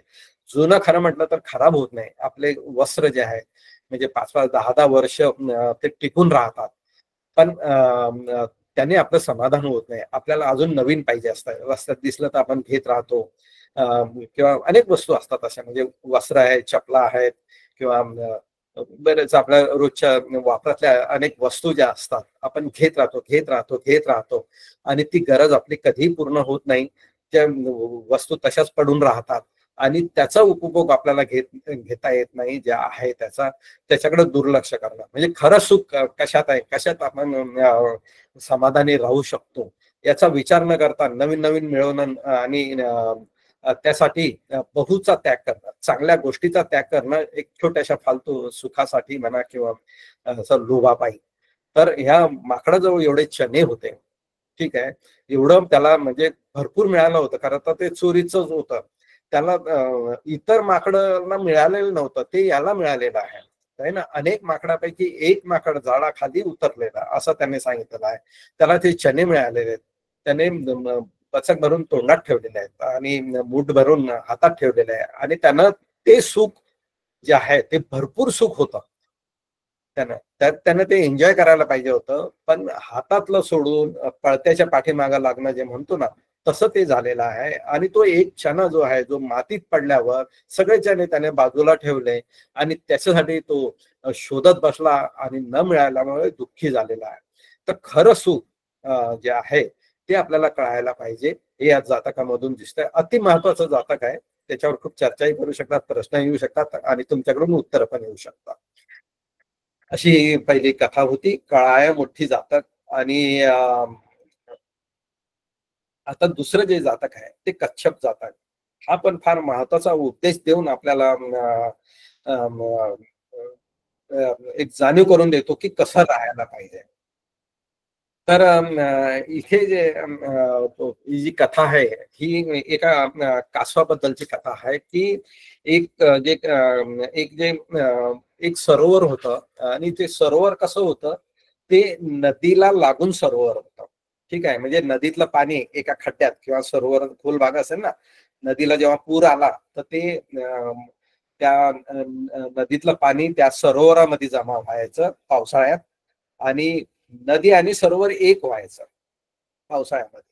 पण जेव्हा पाणी संपला, वर्षा संपली, की ते हळूहळू सुकायचं ना, तर ते तळ आणि नदीतला पूर संपल्यावर ते विभाजित व्हायचं. म्हणजे नदी वेगळी दिसायची आणि तो सरोवर वेगळं दिसायचा. तर या दोन्हीमध्ये भेद व्हायचा उन्हाळ्यामध्ये किंवा हिवाळ्यामध्ये, पण पावसाळ्यात मात्र ते एक व्हायचे. तर हे त्या तलावामध्ये जे काही मासे, कासव वगैरे जे राहायचे का नाही जलचर, तर त्यांना कळायचं की यावेळेस जरा पाऊस कमी पडणार आहे किंवा काय, ते त्यांना उपजत समजायचं. तर ते काय करायचे, ज्या वर्षी पाणी म्हणजे कमी पडायला लागला तर तलाव सुकून जाणार ना, कारण नदीतलंच पाणी तलावात आलेलं आहे. तर ते ना आपला जीव वाचवण्यासाठी आधीच स्थलांतर करायचे. ठीक आहे. मात्र हे दरवेळेस व्हायचं. ज्या वर्षी पाऊस कमी असेल, तलाव सुकायला लागला की ते नदीच्या दिशेने जायचे, नदीत राहायचे, आणि पुन्हा मग पावसाळ्यात संपला की पुन्हा ते तलावात यायचे. असं त्यांचा सगळ्या जलचरांचा तो प्रवास असतो. मात्र एक जे कासव आहे ना, जेव्हा सगळ्या जलचरांना कळलं की आता यावर्षी पाऊस कमी पडणार आहे, म्हणून ते नदीत गेले. मात्र एक कासव, नाही नाही, मी इथे जन्मलो, माझे आई वडील इथेच होते आणि मी हे सोडणार नाही, असं कसं सोडू, मी हा तलाव, हे सरोवर कसं सोडू, असा विचार केला त्याने. आणि मग तो तलाव संपत गेला, तलावातलं पाणी संपत गेला, आणि तो जमिनीत आहे ना, आश्रयाला जमीन खोदून आत त्याने आश्रय घेतला की मी इथेच राहील. आणि तिथे जो एक कुंभार असतो तो येतो आणि त्याला नदी किनारीची तलावातली जे सुकलेली माती, त्याला मातीचे भांडे जे आहे ना, मडके वगैरे बनवण्यासाठी लागत असतात, तर तो नेहमी येत असतो. आणि तिथेच ते कासव जमिनीखाली होतं. आणि जेव्हा त्याने, त्या शेतकऱ्याने आपल्या टिकासाने त्या माती उकरण्यासाठी प्रहार केला, त्यावेळेस या कासवाचं जे आहे पाठ अशी चित्रामध्ये दिसते तुम्हाला, त्याची पाठ तुटली आणि तो तिथेच मेला. तर हा खूप चांगला मेसेज देणारा हे जातक आहे. आपण पालीचे कोटेशन नुसार त्याचा अभ्यास करू. कच्छप जातक वर्णना. ठीक आहे, तुम्हाला इथे चित्रामध्ये दिसतंय हे जे जातक मी तुम्हाला आधी पण सांगितलेले की अनेक जातक आहे, अनेक लेण्यामध्ये कोरलेला आहे. आणि या स्लाइड मध्ये तुम्हाला दिसतंय उजव्या बाजूला, the potters hitting the tortoise when the digging the dried lake or clay. कच्छप जातक हे जे आहे हे मथुरा मध्ये आपल्याला दिसतंय. हे शिल्प जे आहे हे मथुरामध्ये दिसतंय. एक कासव पण आपल्याला दिसतंय आणि तो एक प्रहार करत आहे असं. तर कच्छप जातक इतकं प्रसिद्ध आहे की मथुरा भागात सापडलेला हे जातक आहे, शिल्प आहे. म्हणून असे शिल्पचा अभ्यास करणं फार गरजेचं आहे जेव्हा आपण जातकाचा अभ्यास करतो. तर आपले जे श्रोते आहेत किंवा उपासक उपासिका म्हणजे मला सगळ्यांना आव्हान आहे की जेव्हा आपलं जातक सुरू होत आहे तर पूर्वकाली म्हणजे कुठं लेण्यामध्ये कुठं पेंटिंग मध्ये आपल्याला असं काही जातक दिसतंय का, तर ते असेल ना तर आपल्या जे पीपीटी बनवणारे जे लोक आहेत, नयना मॅडम आहे, नलिनी मॅडम आहे, ज्योती मॅडम आहे, किंवा मला शेअर करा तुम्हाला जर कुठे सापडलं ना असं. कारण हे फार मोठं काम आहे आणि अनेक ठिकाणी तुम्ही गुगलवर सर्च केला किंवा तुम्हाला कुठे दिसलं किंवा तुम्ही लेण्याला भेट केली असेल तर ते जर फोटो असतील तर ते तुम्ही आम्हाला शेअर करा, म्हणजे आपण पीपीटी मार्फत त्याला न्याय देऊ शकू.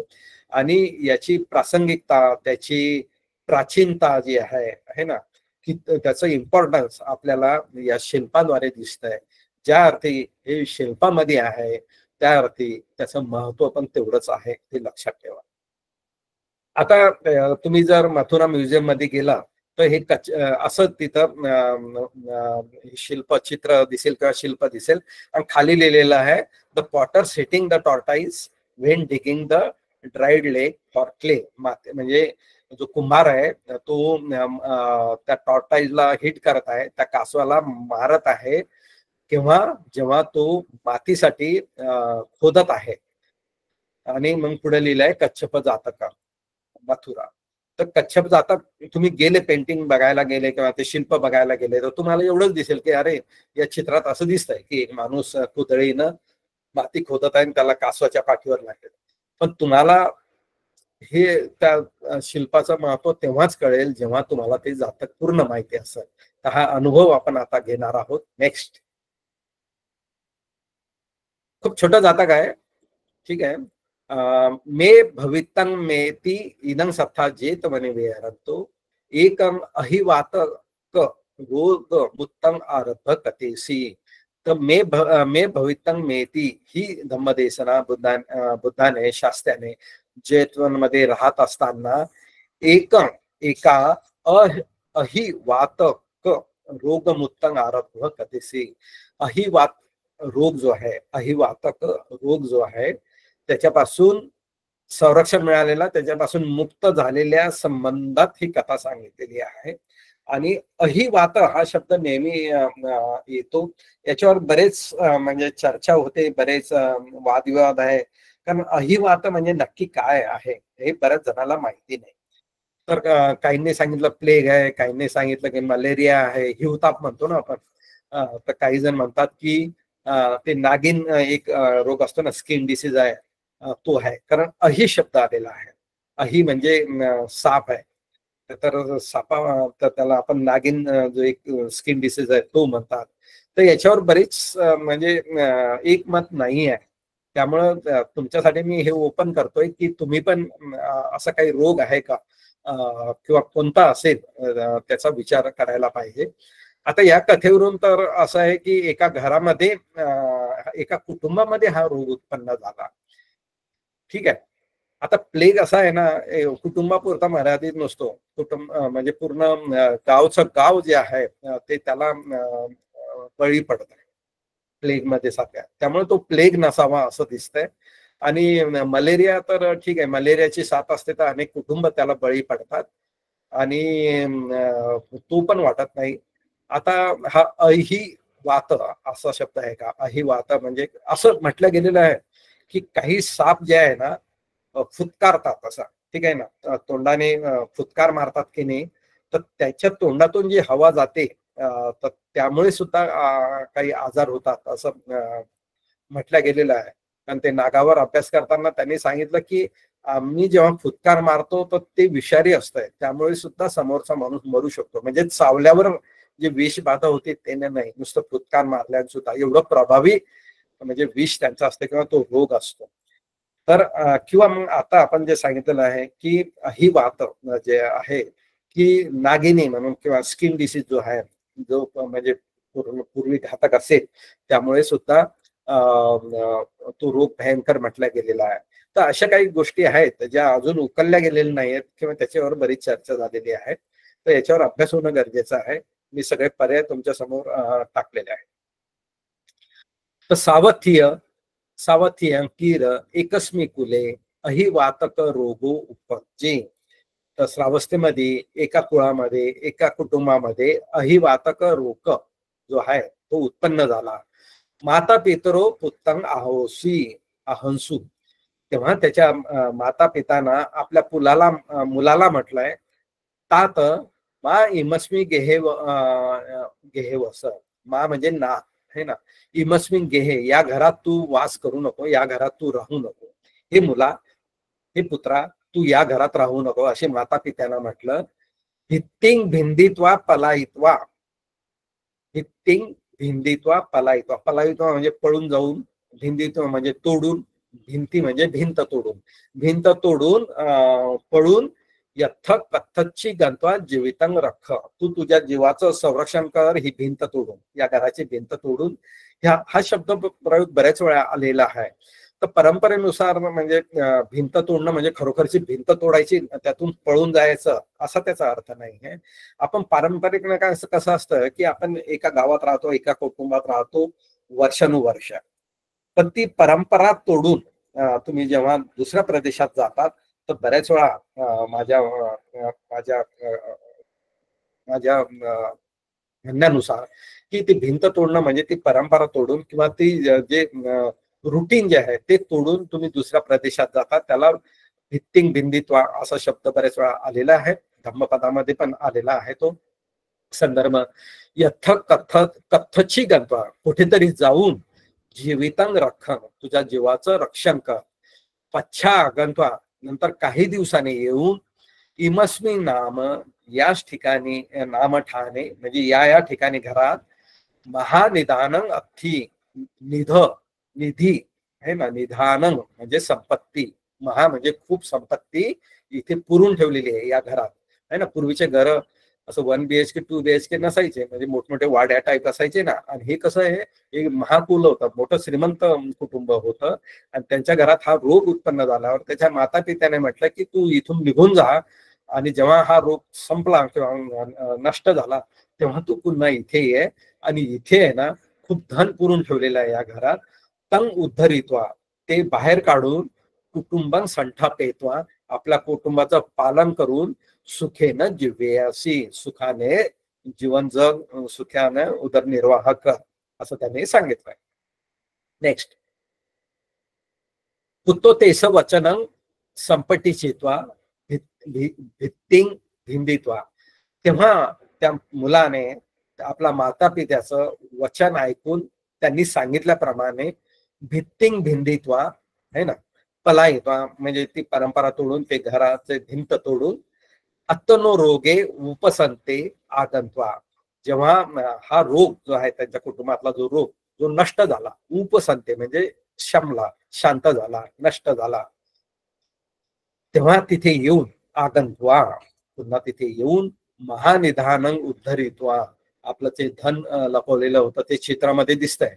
आणि आपल्याला खूप छान PPT मध्ये दाखवलेलं आहे की ते माता पिता त्या मुलाला सांगतात की असं असं धन लपून ठेवलेलं आहे, तू निघ आणि परत ये. तर त्याने आता धन उकरलेलं आहे आणि घरा वासंवसी असं त्याला सांगितलं, त्याने तसं केलं. नेक्स्ट, सो एक दिवस तेव्हा तो मुलगा आलाय आता परत, ठीक आहे, तो रोग शांत झालेला आहे, तो मुलगा परत आलेला आहे, त्यानं धन उकरलेला आहे, आपल्या कुटुंबाचं पालन पोषण करत आहे. सो एक दिवस सप्प तेल आदिनी च एव वत्थ छादन आदिनी च पदहा पित्वा. म्हणजे त्याने काय केलं, त्या मुलाने परत आल्यावर एक दिवस आहे ना बुद्धांना भेटण्यासाठी तो श्रावस्तीला आहे ना जेतवन मध्ये आलेला आहे. आणि बुद्धाने देण्यासाठी काय काय लागतंय ना, तेल म्हणजे तूप आहे, खाण्यापिण्याच्या ज्या वस्तू आहे किंवा चिवर वगैरे जे ते घेऊन जेतवनं गत्वा, जेतवनामध्ये जाऊन सत्तारंग वंदित्वा, शास्त्याला वंदन करून एका बाजूला बसला. वर चित्रामध्ये दिसत आहे. तर सत्ता तेनम सत्ती, शास्त्राने त्यावेळेस तिथे जाऊन पठी संतारंग कत्वा, म्हणजे शास्त्र मग सत्ता तेनम सती पठ्ठी संतारंग कत्वा, म्हणजे शास्त्रा जो आहे ना, कोणी त्यांना भेटायला आलं तर आपण कशाल मंगल विचारतो ना, कुठून आलंय, काय नाव आहे, काय चालू आहे तुझं, असं म्हणजे विचारपूस करतो ना, त्याला पठी संतारंग कत्वा असं म्हणतात.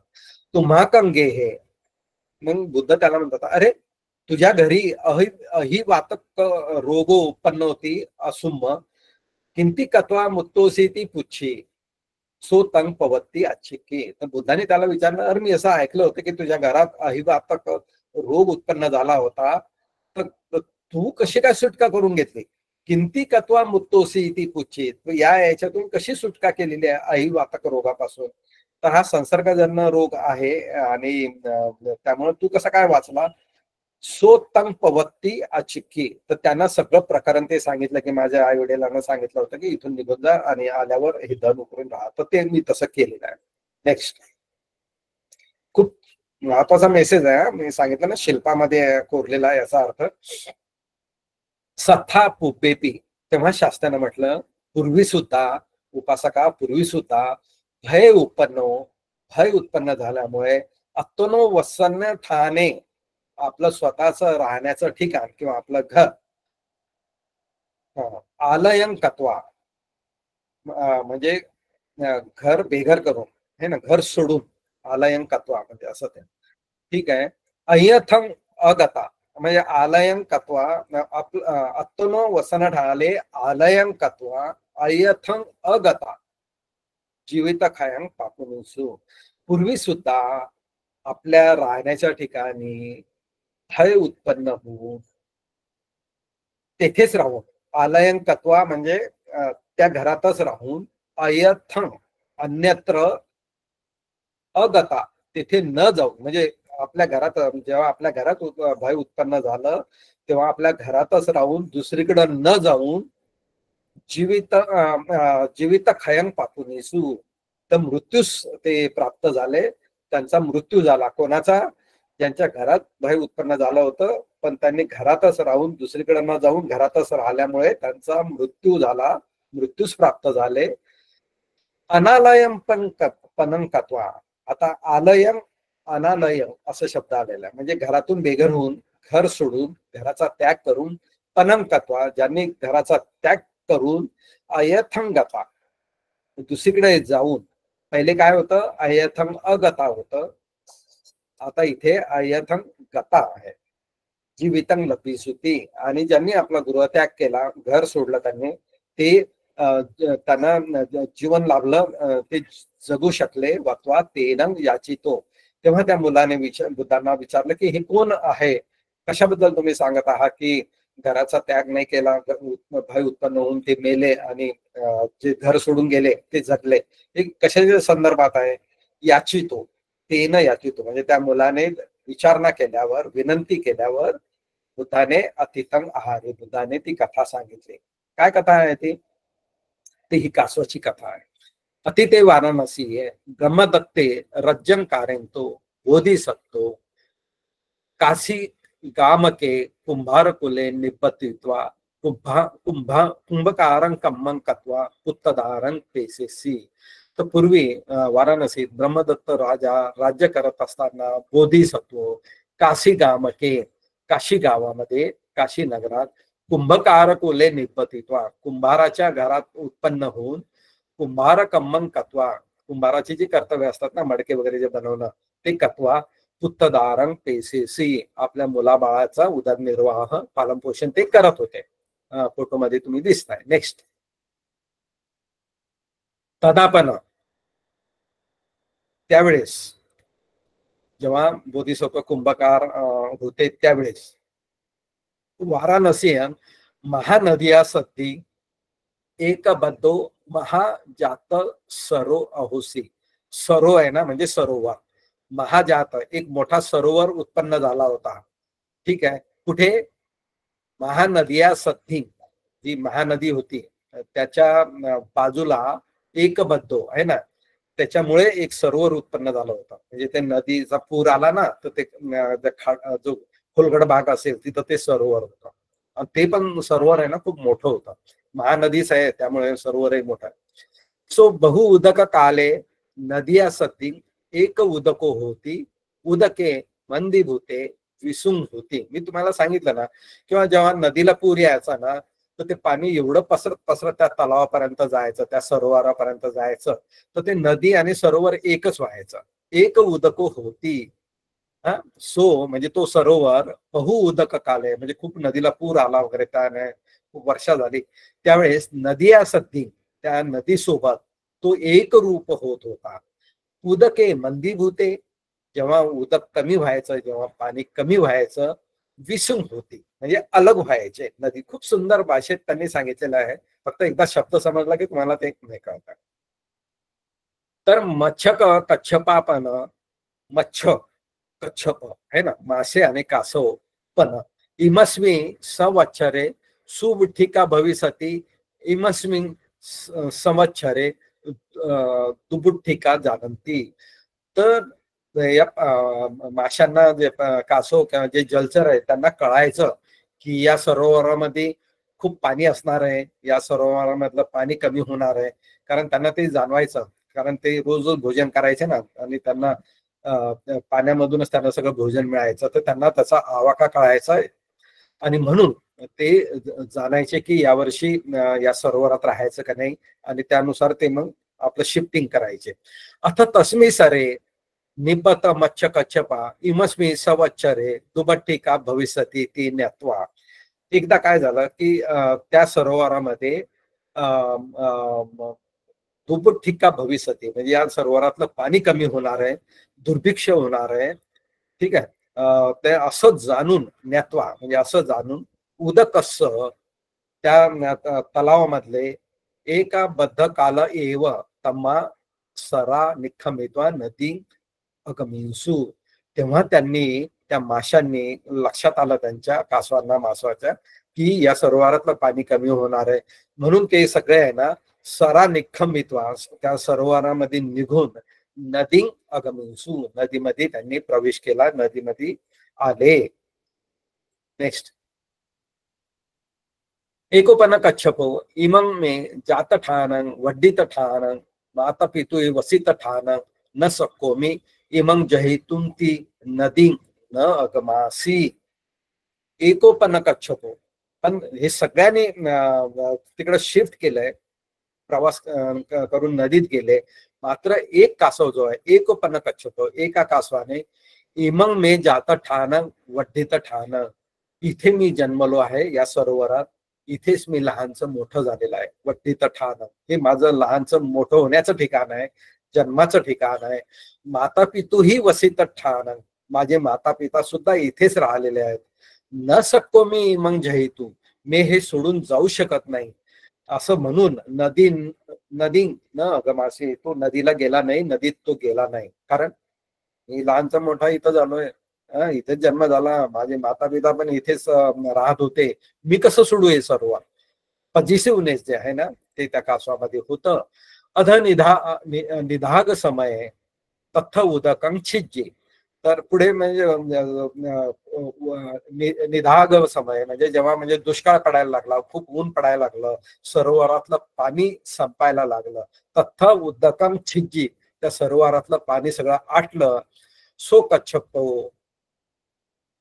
तेव्हा तो कासव बोधिसत्तक मत्तिक गहन ठाणे भूमी खनित्वा पाविसी, भूमी खनित्वा पाविसी. आणि काय शब्द वापरलेला आहे, तो कासव, सो कच्छप म्हणजे तो कासव बोधिसत्वस, बोधिसत्व जे आहे बोधिसत्वाच्या मत्तिक गहन ठाणे, मत्ती म्हणजे माती, माती घेऊन जात होता. म्हणजे बोधिसत्व कुंभकार होते ना, कुंभकार होते, तर त्यांना माती लागायची ना, तर ते विशिष्ट ठिकाणी त्या नदी किनारी ते जायचे आणि माती खोदायची समजून घ्या. आणि त्या मातीपासून ते मडके वगैरे काही बनवायचे.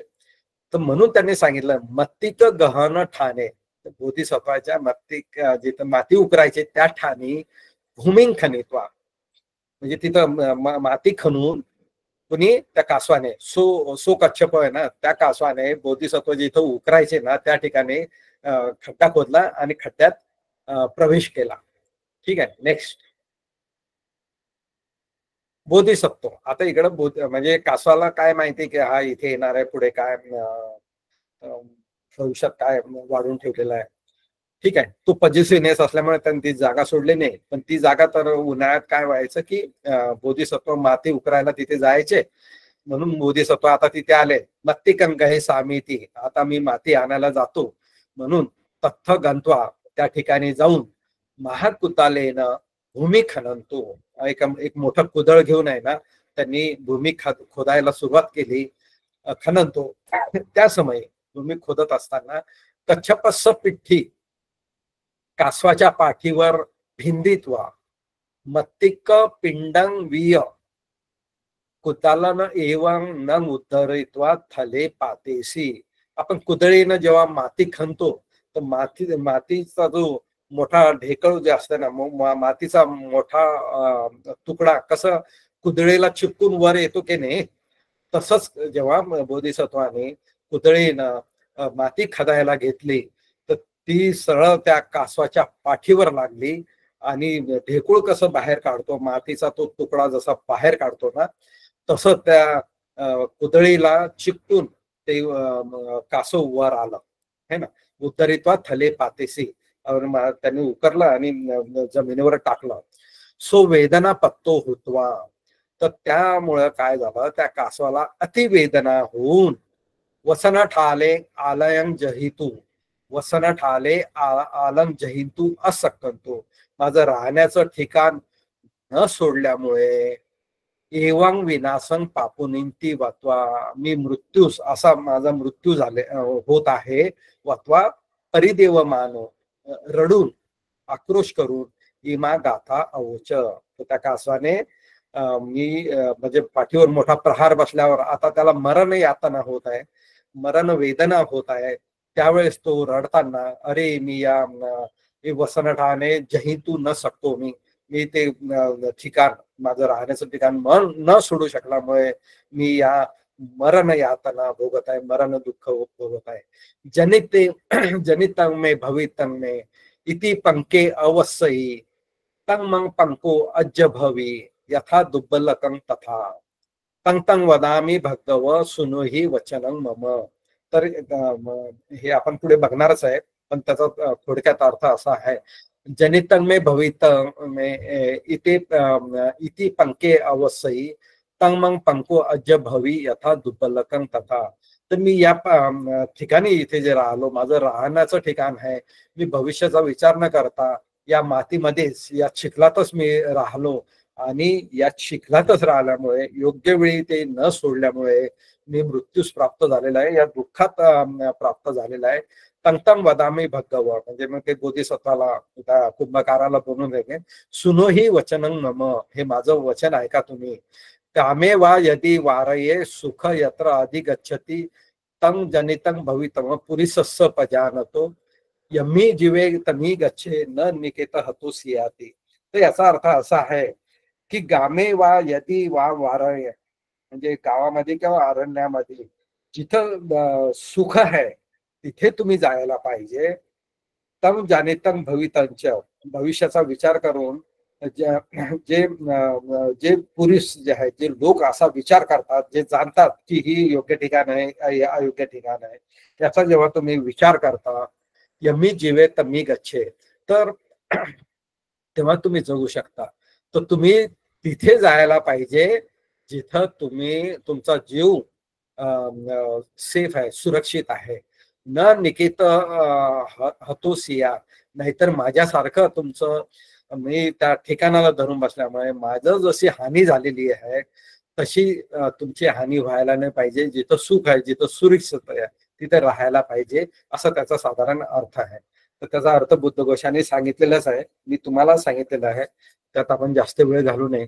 तथ जनितं मे भवितं मे ती इमं मम जात ठाण इदं मम वडित ठाण जन इतं मे भवितं. तर ते कासव म्हणजे गाथ्यामध्ये सांगतो की हे माझं जात ठाणंग आहे, जन्माचं ठिकाण आहे. मम वडित ठाणंग हे माझं लहानचं मोठा मी इथे झालेला आहे हे ठाणंग आहे. इति पंके अवसयिती इमिना कारणेन अहं इमस्मी कथे अवसयी निपजे. त्याच कारणामुळे मी इथे थांबलो, इथे राहिलो. वासन कप्पे संती असतो, इथे मी निवास केलेला आहे कारण मी इथं जन्म झालेला आहे, मोठं झालेला आहे. अद्य भवितेती अधि भवी विनाशमापी.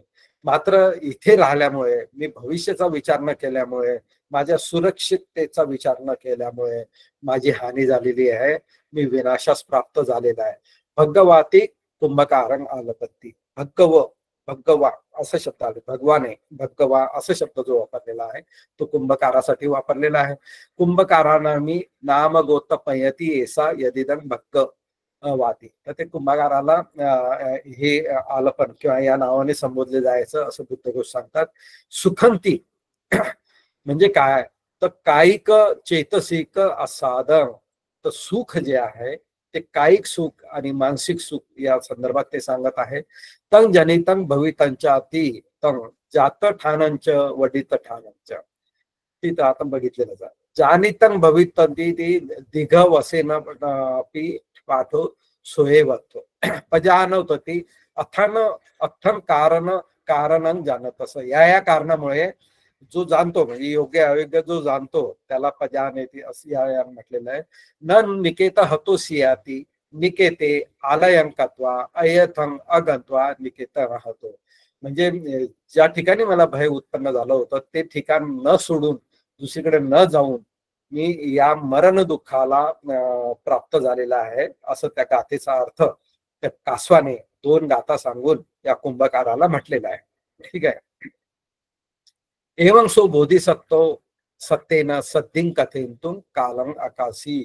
या 2 गाथा म्हणून बोधिसत्वाला संबोधून या दोन्ही गाथा करून कालम आकाशी त्या कासवाचा मृत्यू झाला. बोधिसत्व तंग हेत्वा सकल गाम वसेनो सन्निपातेत्वा ते मनीसे वदंतो एवं आह. तर आता आहे ना म्हणजे ही ज्या कथेचं किती वेगळ्या तऱ्हेनं उपदेश केला जातो बोधिसत्वाकडून. ते बोधिसत्वाचं वैशिष्ट्य आहे. त्या कासवाला या बोधिसत्वामुळेच हानी पोहोचली पण ते बोधिसत्वाचं नेहमीचं ठिकाण होतं. आणि कासवाच्या दोन्ही गाथा जे ऐकलं त्या कासवाला घेऊन ते आपल्या समुदायात आले आणि सकल गाव वासीनो सन्निपातेत्वा. बोधिसत्वानं सगळ्या गावकऱ्यांना एकत्र केलं आणि त्या लोकांना त्यांनी ओदंतो उपदेश देऊन असं म्हटलं. पसत्त इमं कच्छप. या कासवाकडे बघा. अयं अयेसं मच्छक कच्छपानं महानदी गमन काले अत्तनो वसन ठाणे आलयं छित्तिंतु असकंतो. म्हणजे या कासवाने अयं अयेसं मच्छ कच्छपानं महानदी गमन काले. जेव्हा इतर मासे कासव महानदी जेव्हा मध्ये प्रवेश करत होते है ना भय उत्पन्न झाल्यामुळं आणि फ्युचरचा विचार करून अत्तन वसन ढाले आलयं छिंदितू. मात्र हा कासव आपलं ठिकाण सोडू शकला नाहीये, सोडू शकला नाही. तेही सत्तिंग अगंत्वा त्यांच्यासोबत न जाऊन मम मत्तिक गहन ठाणं पविसित्वा निपजे. मी जिथे माती उकरायचं माझं नेहमीचं ठिकाण आहे तिथे त्याने प्रवेश करून तिथे राहिला. तसं अहं मत्तिक गणतो. तेव्हा सॉरी तेव्हा त्याने माझं मत्तिक ठाणं तिथे जात असताना माती काढायला जात असताना महाकुदेलं माझ्या महाकुदळेनं पिठ्ठी भिंदित्वा याची पाठ तोडून मत्तिक पिंडवीय आहे ना मातीच्या ढेकळासारखे तुकड्यासारखे वियंग न थले पातेसी याला मी जमिनीवर ठेवलं. अयंग आताना कथकम्मंग सरित्वा द्विही गाताही परिदेवित्वा कालम आकाशी. तेव्हा त्याचे जे स्वतःचे कम्म होते त्या कासवाचे जे विचार होते जे कम्म होते ते त्याने गाथेच्या स्वरूपात या बोधिसत्वाला सांगितल्या आणि त्या दोन्ही गाथा बोधिसत्वाने लोकांना सांगितल्या आणि नंतर उपदेश दिला. खूप महत्वाचा उपदेश आहे. एवं एस अत्तनो वसन ठाले आलयं कत्वा मरण पत्वो. तर आपलं योग्य वेळी आपलं ठिकाण न सोडल्यामुळे हा मरणास प्राप्त झाला आणि आता बोधिसत्व कासवाबद्दल सांगता सांगता लोकांना काय सांगता, तुम्ही सुद्धा मा इमिना कच्छपेन सदिसा हुवत, तुम्ही सुद्धा या कासवासारखे वागू नका. It's very important. इतो पठाय, आजपासून तुम्ही जे म्हणताय ना, मह्य रूपं मह्यं सत्तो मह्यं गंधो मह्यं रसो मह्यं फोटपो मह्यं पुत्तो मह्यं धीता मह्यं दास दासी परिच्छेदो मह्यं हिरण्य सुवर्णती तन्नावसेन उपभोग वसेन गणित एक कोवेस सत्तो तिसु भवेसु परिवर्तती. हा तर क्लायमॅक्सच आहे. म्हणजे कासवाची कथा कथा सांगताना बोधिसत्व काय उपदेश करतात माहित आहे, तुम्ही या कासवासारखे वागू नका. आजपासून हे माझं रूप आहे, हा माझा आवाज आहे, हा माझा गंध आहे, हा माझा रस आहे, हे सगळं माझं माझं मी मी मी जे करतो ना ते करू नका. मह्यं पोटपो हा माझा स्पर्श आहे, मह्यं पुत्तो हा माझा पुत्र आहे, माझी पुत्री आहे, माझी मुलगा आहे, माझी मुलगी आहे, हे माझे दास आहेत, हे माझे सोनं आहे, माझं हिरे मोती माझं आहे, ती संपत्ती माझं आहे, घर माझं आहे, मी असा आहे, मी तसा आहे, माझं माझं माझं हे जे करतात ना, हे सगळं सोडून द्या. हा हे सांगतात आजपासून तुम्ही हे करू नका. त्यांना वसेन उपभोग वसेन गणित, अशा तृष्णमध्ये या उपभोगामध्ये या भोगामध्ये तुम्ही त्यात रमू नका. हे माझं आहे माझं आहे माझं आहे करू नका. एक को अवेस सत्तो तिसु भवेसु परिवर्तिती. तुम्हाला एकट्यालाच प्रवास करायचा असतो. तुम्हीच मृत्यू पावता, तुम्हीच जन्म घेता, तुमचीच गती होते. तुमच्या सोबत तुमचं मुलं मुली माता पिता भाऊ बहीण तुमचे दास दासी, तुमचं रूप तुमचं ताकद तुमचं जे काही आहे ते सोबत येत नाही. तुमची संपत्ती इथेच राहते. म्हणजे हे तर बरेच जणांनी गाण्यामध्ये पण सांगितलेलं आहे, बंद मुठ्ठी आहे बंद मुठ्ठी चला जाए ना, खुली मुठी होऊन जाऊ. तुम्ही काहीच सोबत घेऊन जात नाही. मग हे तुमचं कशावरून आहे, तुमचं का आहे. म्हणजे उपभोगापुरता ठीक आहे, पण उपभोगाच्या पलीकडे तुम्ही जे तृष्णा ठेवता संपत्ती जमा करण्यामध्ये किंवा माझं माझं आहे, म्हणजे ही जी अटॅचमेंट आहे, ही जी तृष्णा आहे, याला जे तुम्ही बांधून ठेवता आणि शेवटी सगळं सोडूनच इथून तुम्हाला जावं लागतंय.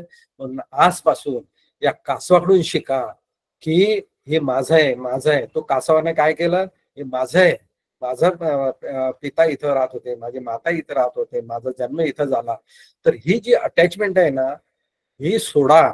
आणि मला वाटतं हे अत्यंत महत्वाचं आहे. इतका सुंदर मेसेज या अट्टकथेतून बुद्धाने उपदेशलेला आहे, या अतीतकथेतून उपदेशलेला आहे. त्यामुळंच त्यावेळेसच्या 2000 वर्षापूर्वी 1500 वर्षापूर्वीच्या लोकांना वाटलं की हे जातक शिल्पामध्ये कोरणं फार गरजेचं आहे, की माझं तुझा त्याग करा, लेट गो, माझं काहीच नाही आहे ना, मी तात्पुरता याचा भोग तुम्ही याला तात्पुरतं, हे माझं परमनंट असणार नाही आहे आणि माझे भोग कधी पण संपणार नाही आहे. तर माझे भोगाला मी नियंत्रित करेल, माझ्या वासना माझ्या तृष्णा ज्या आहे मी नियंत्रित करेल. आणि असं राहिलं तरच मी जीवे तमी गच्छे न निकेत हे सियाती. त्यामुळे काय होईल की योग्य वेळी मला योग्य निर्णय घेता येईल, मी सुरक्षित राहू शकेल. आणि नेक्स्ट आपण बघितलं याच्या आधीची स्लाइड याच्या नंतरची बघा. ते कासवाला घेऊन सगळ्या गावकऱ्यांना बोधिसत्व उपदेश देत आहे. तर हे किती प्रासंगिक आहे आपल्याला दिसतंय. आणि तिन्ही चित्र आपल्याला याच्यात आलेलं आहे की नदीला पूर आलेला आहे, ते कासव तिथेच राहतंय आणि पुढे तो मृत्यूस प्राप्त होत आहे. नेक्स्ट. तर ही कथा जवळजवळ संपलेली आहे, शेवटच्या भागात आलेला आहे आपण. नेक्स्ट.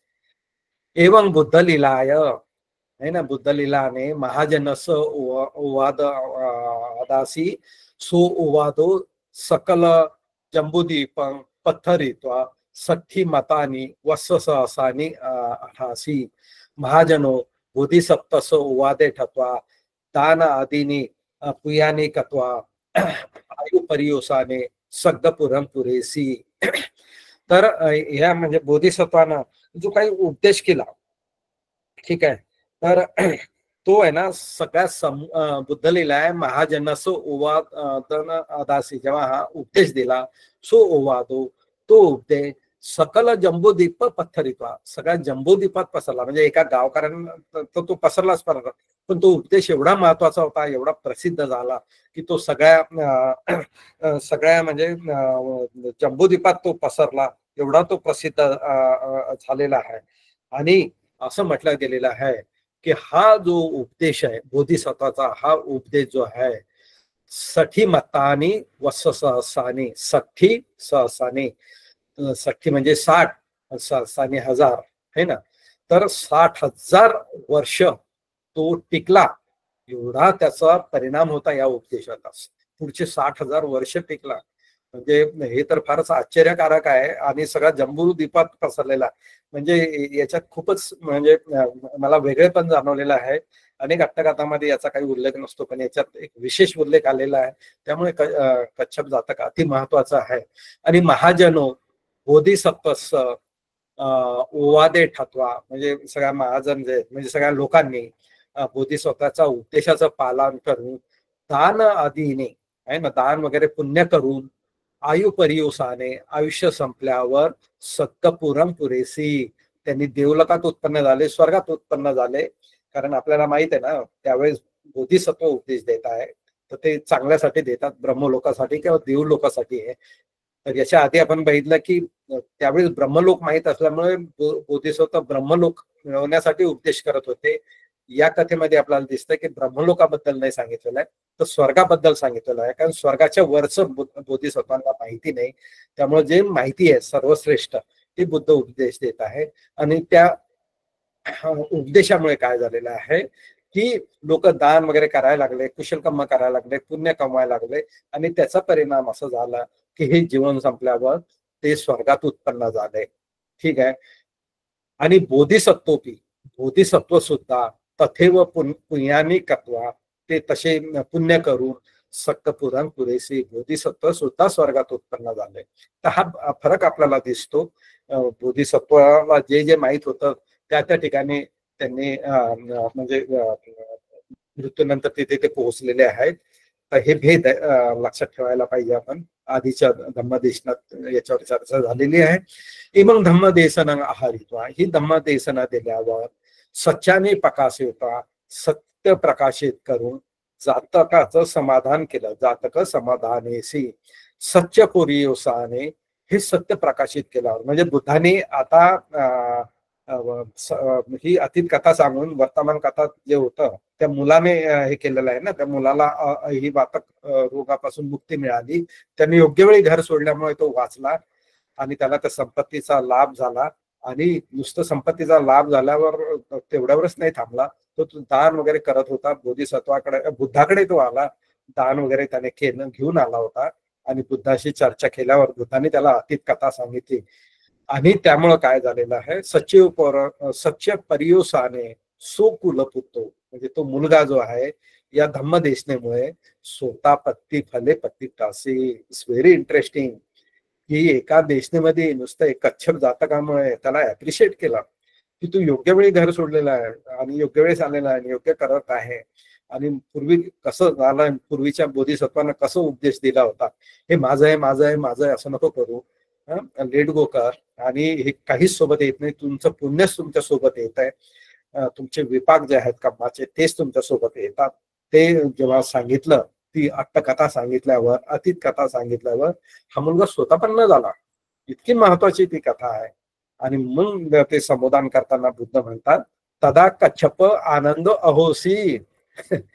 तर कासव जो आहे हा पूर्वजन्मीचा जो आहे कासव आता या जन्मीचा आनंद थेर आहे. आणि कुंभकार पण अहम एव असे, आणि त्याला मारणारा जो कुंभकार आहे तो मी होतो.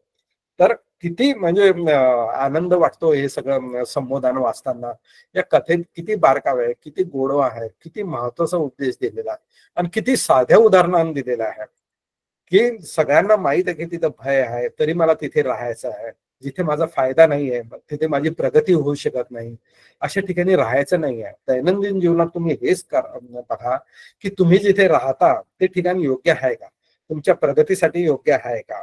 तुमचा जो परिवार आहे, जो पण असेल, तुमचं संघटन असेल, तुमचं कुटुंब असेल, किंवा तुमचं ऑफिस असेल, किंवा तुमचं इतर काही ठिकाणं असतील, त्या ठिकाणी तुम्ही जाता ते ठिकाण योग्य आहे का. तुम्ही ज्या समूहात राहता तो समूह योग्य आहे का, तुमची तिथे प्रगती होऊ शकते का.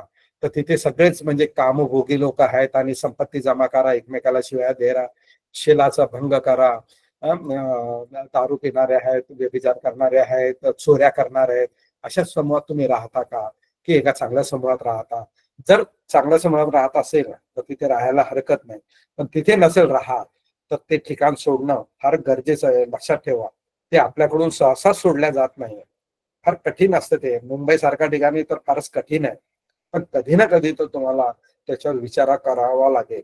होऊ शकतंय तुमच्या अनेक अडचणी असतील, त्यामुळे तुम्हाला म्हणजे आता मुंबई सारखं कसं महागडं शहर आहे ना, तुम्ही सहज जाऊन कुठे राहू शकत नाही. पण तुमच्या उतारवयात किंवा तुम्हाला जेव्हा शक्य असेल तेव्हा तुम्ही स्थानांतर करायला पाहिजे. तुम्ही तुमचं ठिकाण बदलायला पाहिजे. आणि फारच अडचण आहे म्हणजे नाहीच होत तर 1 महिन्यासाठी, 8 दिवसासाठी, काही क्षणासाठी जरी तुम्ही ते ठिकाण सोडू शकत असाल, मी मी इथल्या स्थानिक अडचणीबद्दल बोलतो, ती शक्य नसते, पण ते सोडणं फार गरजेचं आहे. काही पिरियडसाठी तरी सोडा, तसं तर परमनंटच सोडायला पाहिजे. शक्य नाही झालं तर काही वेळेसाठी तरी सोडा. आणि म्हणून या कथेतून आपण हा उपदेश घेतला की जे ठिकाण योग्य नाही आहे, जो समूह योग्य नाही आहे, जो परिवार योग्य नाही आहे, तिथे राहायला नाही पाहिजे. तिथला त्याग करायला पाहिजे स्वतःसाठी. कारण हा परिवारही तुमच्यासोबत येणार नाही, त्यांचं संपत्ती पण तुमच्यासोबत येणार नाही, तुमची संपत्ती पण तुमच्यासोबत येणार नाही. मग अशा याच्यात लेट गो करून आपण आपलं स्वतंत्र, कारण तुम्हाला एक जन्म मिळालेला आहे, त्याचा तुम्ही जेव्हा बुद्धाचे उपदेश ऐकता तर त्याचा फायदा व्हायला पाहिजे. धम्मसाकाच्या मार्फत आपण दर आठवड्याला धम्मचर्चा करतो, त्याचा थोडा तरी परिणाम आपल्या जीवनावर जर झाला तर धम्मसाकाच्यानं जे मिशन हाती घेतलेलं आहे ते थोडं तरी सफल झालेलं आहे असं मला वाटतंय. आणि दोन्ही अट्टकथा मध्ये आपण बघितलंय की धन संपत्ती साठी अडकायला नको. आपलं ते काळ्या मुठ्ठी जातक आहे की हातातलं वैभव सोडून, हातातलं सुख सोडून मी कशात सुख मानू शकतो, सुखाची व्याख्या कळायला पाहिजे. आणि छोट्या छोट्या गोष्टीसाठी दुःखात नाही राहायला पाहिजे. म्हणजे की माझं रूप असं आहे, माझं दारिद्र्य असं आहे, इतर कसे सुखी आहेत, आपण याच्याकडे बघून दुःखी होतो. त्या गोष्टी बिलकुल कम्पेअर नाही करायला पाहिजे. आपलं सुख कशात आहे ते बघायला पाहिजे आपण. आणि ते काळ्या मुख्य जातक त्या माकडाचं आपण बघितलं, हातातलं वैभव सोडून तो दुःखी झालेला आहे. राजाला पण उपदेश केलेला आहे की तुझ्याकडे एवढं वैभवाचा दुर्लक्ष करून तू एका छोट्या गोष्टीकडे हे केलं. आपणही आपल्या आयुष्यात अशा छोट्या छोट्या गोष्टीच्या मागे खूप लागतो. नुसतं म्हणजे आपल्याला एखाद्या गोष्टी, एखाद्या व्यक्तीनं काही बोललं ना रागावून किंवा टोमणा मारून, तर आपण दिवसभर काय आठवडाभर त्या दुःखात राहतो की तू मला असं बोलला. म्हणजे तो बोलून मोकळा पण झालेला असतो, पण ते घेऊन आपण त्याची गाठ बांधतो आणि दुःखी राहतो. अशा अनेक गोष्टी आहेत, म्हणजे वेगवेगळ्या तऱ्हेने त्या मांडता येतात. पण त्या वेळेसच सोडून द्यायला पाहिजे. आणि सुख म्हणजे काय त्याचं आपल्याला जाणीव झाली पाहिजे आणि त्यात आपण रमायला पाहिजे. या गोष्टी ज्या आहेत त्या सोडायला पाहिजे, ज्याच्यापासून दुःख निर्मिती होते आणि त्यात काही दम पण नाही आहे असं. ते पण इकडे बघितलं. आणि योग्य वेळी योग्य गोष्टीचा त्याग करायला पाहिजे, हे पण आपण दोन्ही अट्टकथाद्वारे सांगितलेलं आहे. या अट्टकथा इथेच मी थांबतो आणि तुमचं सगळ्यांचं मी खूप मंगल चिंतितो.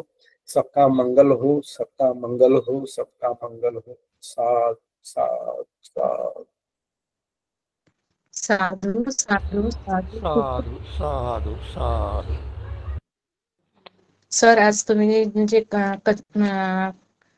कळाई मुठ्ठी जातक वर्णना आणि कच्छप जातक वर्णना याच्यावर मार्गदर्शन केले. ते अतिशय मार्मिक होते सर. म्हणजे हातचे सोडून पडत्याच्या पाठी मागे लागणे आणि सुखाच्या मागे लागायसाठी मनुष्य काय काय करतो हे तुम्ही थोडक्यात खूप छान समजावून सांगितलं. खूप धन्यवाद सर. खूप खूप सुंदररित्या तुम्ही जातक कथावर प्रकाश टाकला आहे. खूप सुंदर आणि सहज समजेल अशा पद्धतीने ह्या जातक समजावून सांगितल्या. खूप खूप साधुवाद सर. आजच्या व्याख्यानाला अनुसरून जर कोणाचे प्रश्न असतील तर ते जरूर विचारावे. हा मंच आता प्रश्न उत्तरासाठी खुला आहे. Hello sir. हा बोला. सर, बुद्ध लीला म्हणजे काय असते? बुद्ध लीला ना, म्हणजे बुद्धाचं जे सांगण्याचं जे सामर्थ्य आहे ना, जी कला आहे बुद्धाची धम्म सांगण्याची, म्हणजे एक छोट कारण मिळालं. म्हणजे खरं म्हटलं तर ते कुंभकार आहेत आणि माती उकरायला गेले आणि ते टिकास मारल्यावर ते कासव घात झाला कासवाचा, आणि कासवाने जे गाथा म्हटल्या, त्या गाथेचा उपयोग त्यांनी किती चांगल्या तऱ्हेने सांगितला. आणि एकदम म्हणजे लेट गो कसं करायला पाहिजे ते सांगितलं. हे जे माझं जे आहे, माझा स्पर्श, माझा गंध, माझं संपत्ती, माझं मुलबाळ, एकदम लगेच त्यांनी टर्न केला आणि त्याचा प्रभाव एवढा झाला की पूर्ण जम्बूद्वीपात त्याचा प्रसार झाला आणि 60,000 वर्ष तो टिकला. तर हे जे सामर्थ्य आहे त्यांच्या उपदेशाचं किंवा सांगण्याची जी कला आहे, ज्याच्यामुळे सगळ्या लोकांना तो समजतो, त्याला बुद्ध लीला म्हटलं गेलेला आहे.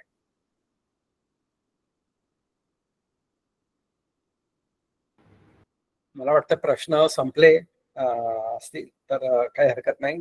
कोणाला काही मेसेज मध्ये प्रश्न विचारायचा तर विचारू शकता, किंवा इथे आपण समाप्त करू. सगळ्यांचे पुन्हा एकदा धन्यवाद. खूप खूप धन्यवाद सर तुमचे. आम्हाला वेळोवेळी मार्गदर्शन लाभत असते. असेच मार्गदर्शन नेहमी मिळत राहो ही सदिच्छा. धन्यवाद सर्व धम्म शाखेच्या व पीपीटी टीमचे, ज्यांच्या सहकार्यामुळे हा कार्यक्रम आपण यशस्वीरित्या पार पाडू शकतो. तसेच मी धन्यवाद देते USA मधून संजय गायधनी सर, वैशाली गायधनी मॅम यांना, जे हा कार्यक्रम यशस्वी होण्यासाठी मार्गदर्शन करतातच. याशिवाय या कार्यक्रमाचे आपण युट्यूबवर रेकॉर्डेड व्हिडिओ पाहू शकतो, ते त्यांच्या अथक परिश्रमामुळे. सर्वात महत्त्वाचे मी धन्यवाद देते आपल्या सर्व उपासक उपासिका यांना, जे नेहमी या कार्यक्रमाला हजर राहून जीवनात बुद्ध वचन आचरणात आणण्यासाठी या धम्म मार्गदर्शनाचा लाभ घेत असतात. आपली ही लिंक तुमच्या मित्रांसोबत, तसेच कुटुंब आणि नातेवाईकांसोबत आणि शक्य असल्यास इतर ग्रुपमध्ये जरूर शेअर करा, जेणेकरून आपण धम्माच्या छायेत कोणते ज्ञान मिळवत आहोत ते इतरांपर्यंत पोहोचवेल. ते सुद्धा या निपाणाच्या दिशेने वाटचाल करत सर्वांचे जीवन सुखी हो, सर्वांचे खूप मंगल हो, सर्वांना हितसुखाचा मार्ग लाभो, या पुण्यात वसुंधरा साक्षर आहो. आज आपण इथेच थांबत आहोत. सर्वांना नमो बुद्धाय, जय भीम. आजच्या कार्यक्रमाची समाप्ती गणवीर मॅडम करतील अशी मी त्यांना विनंती करते. निलिमा गणवीर मॅडम.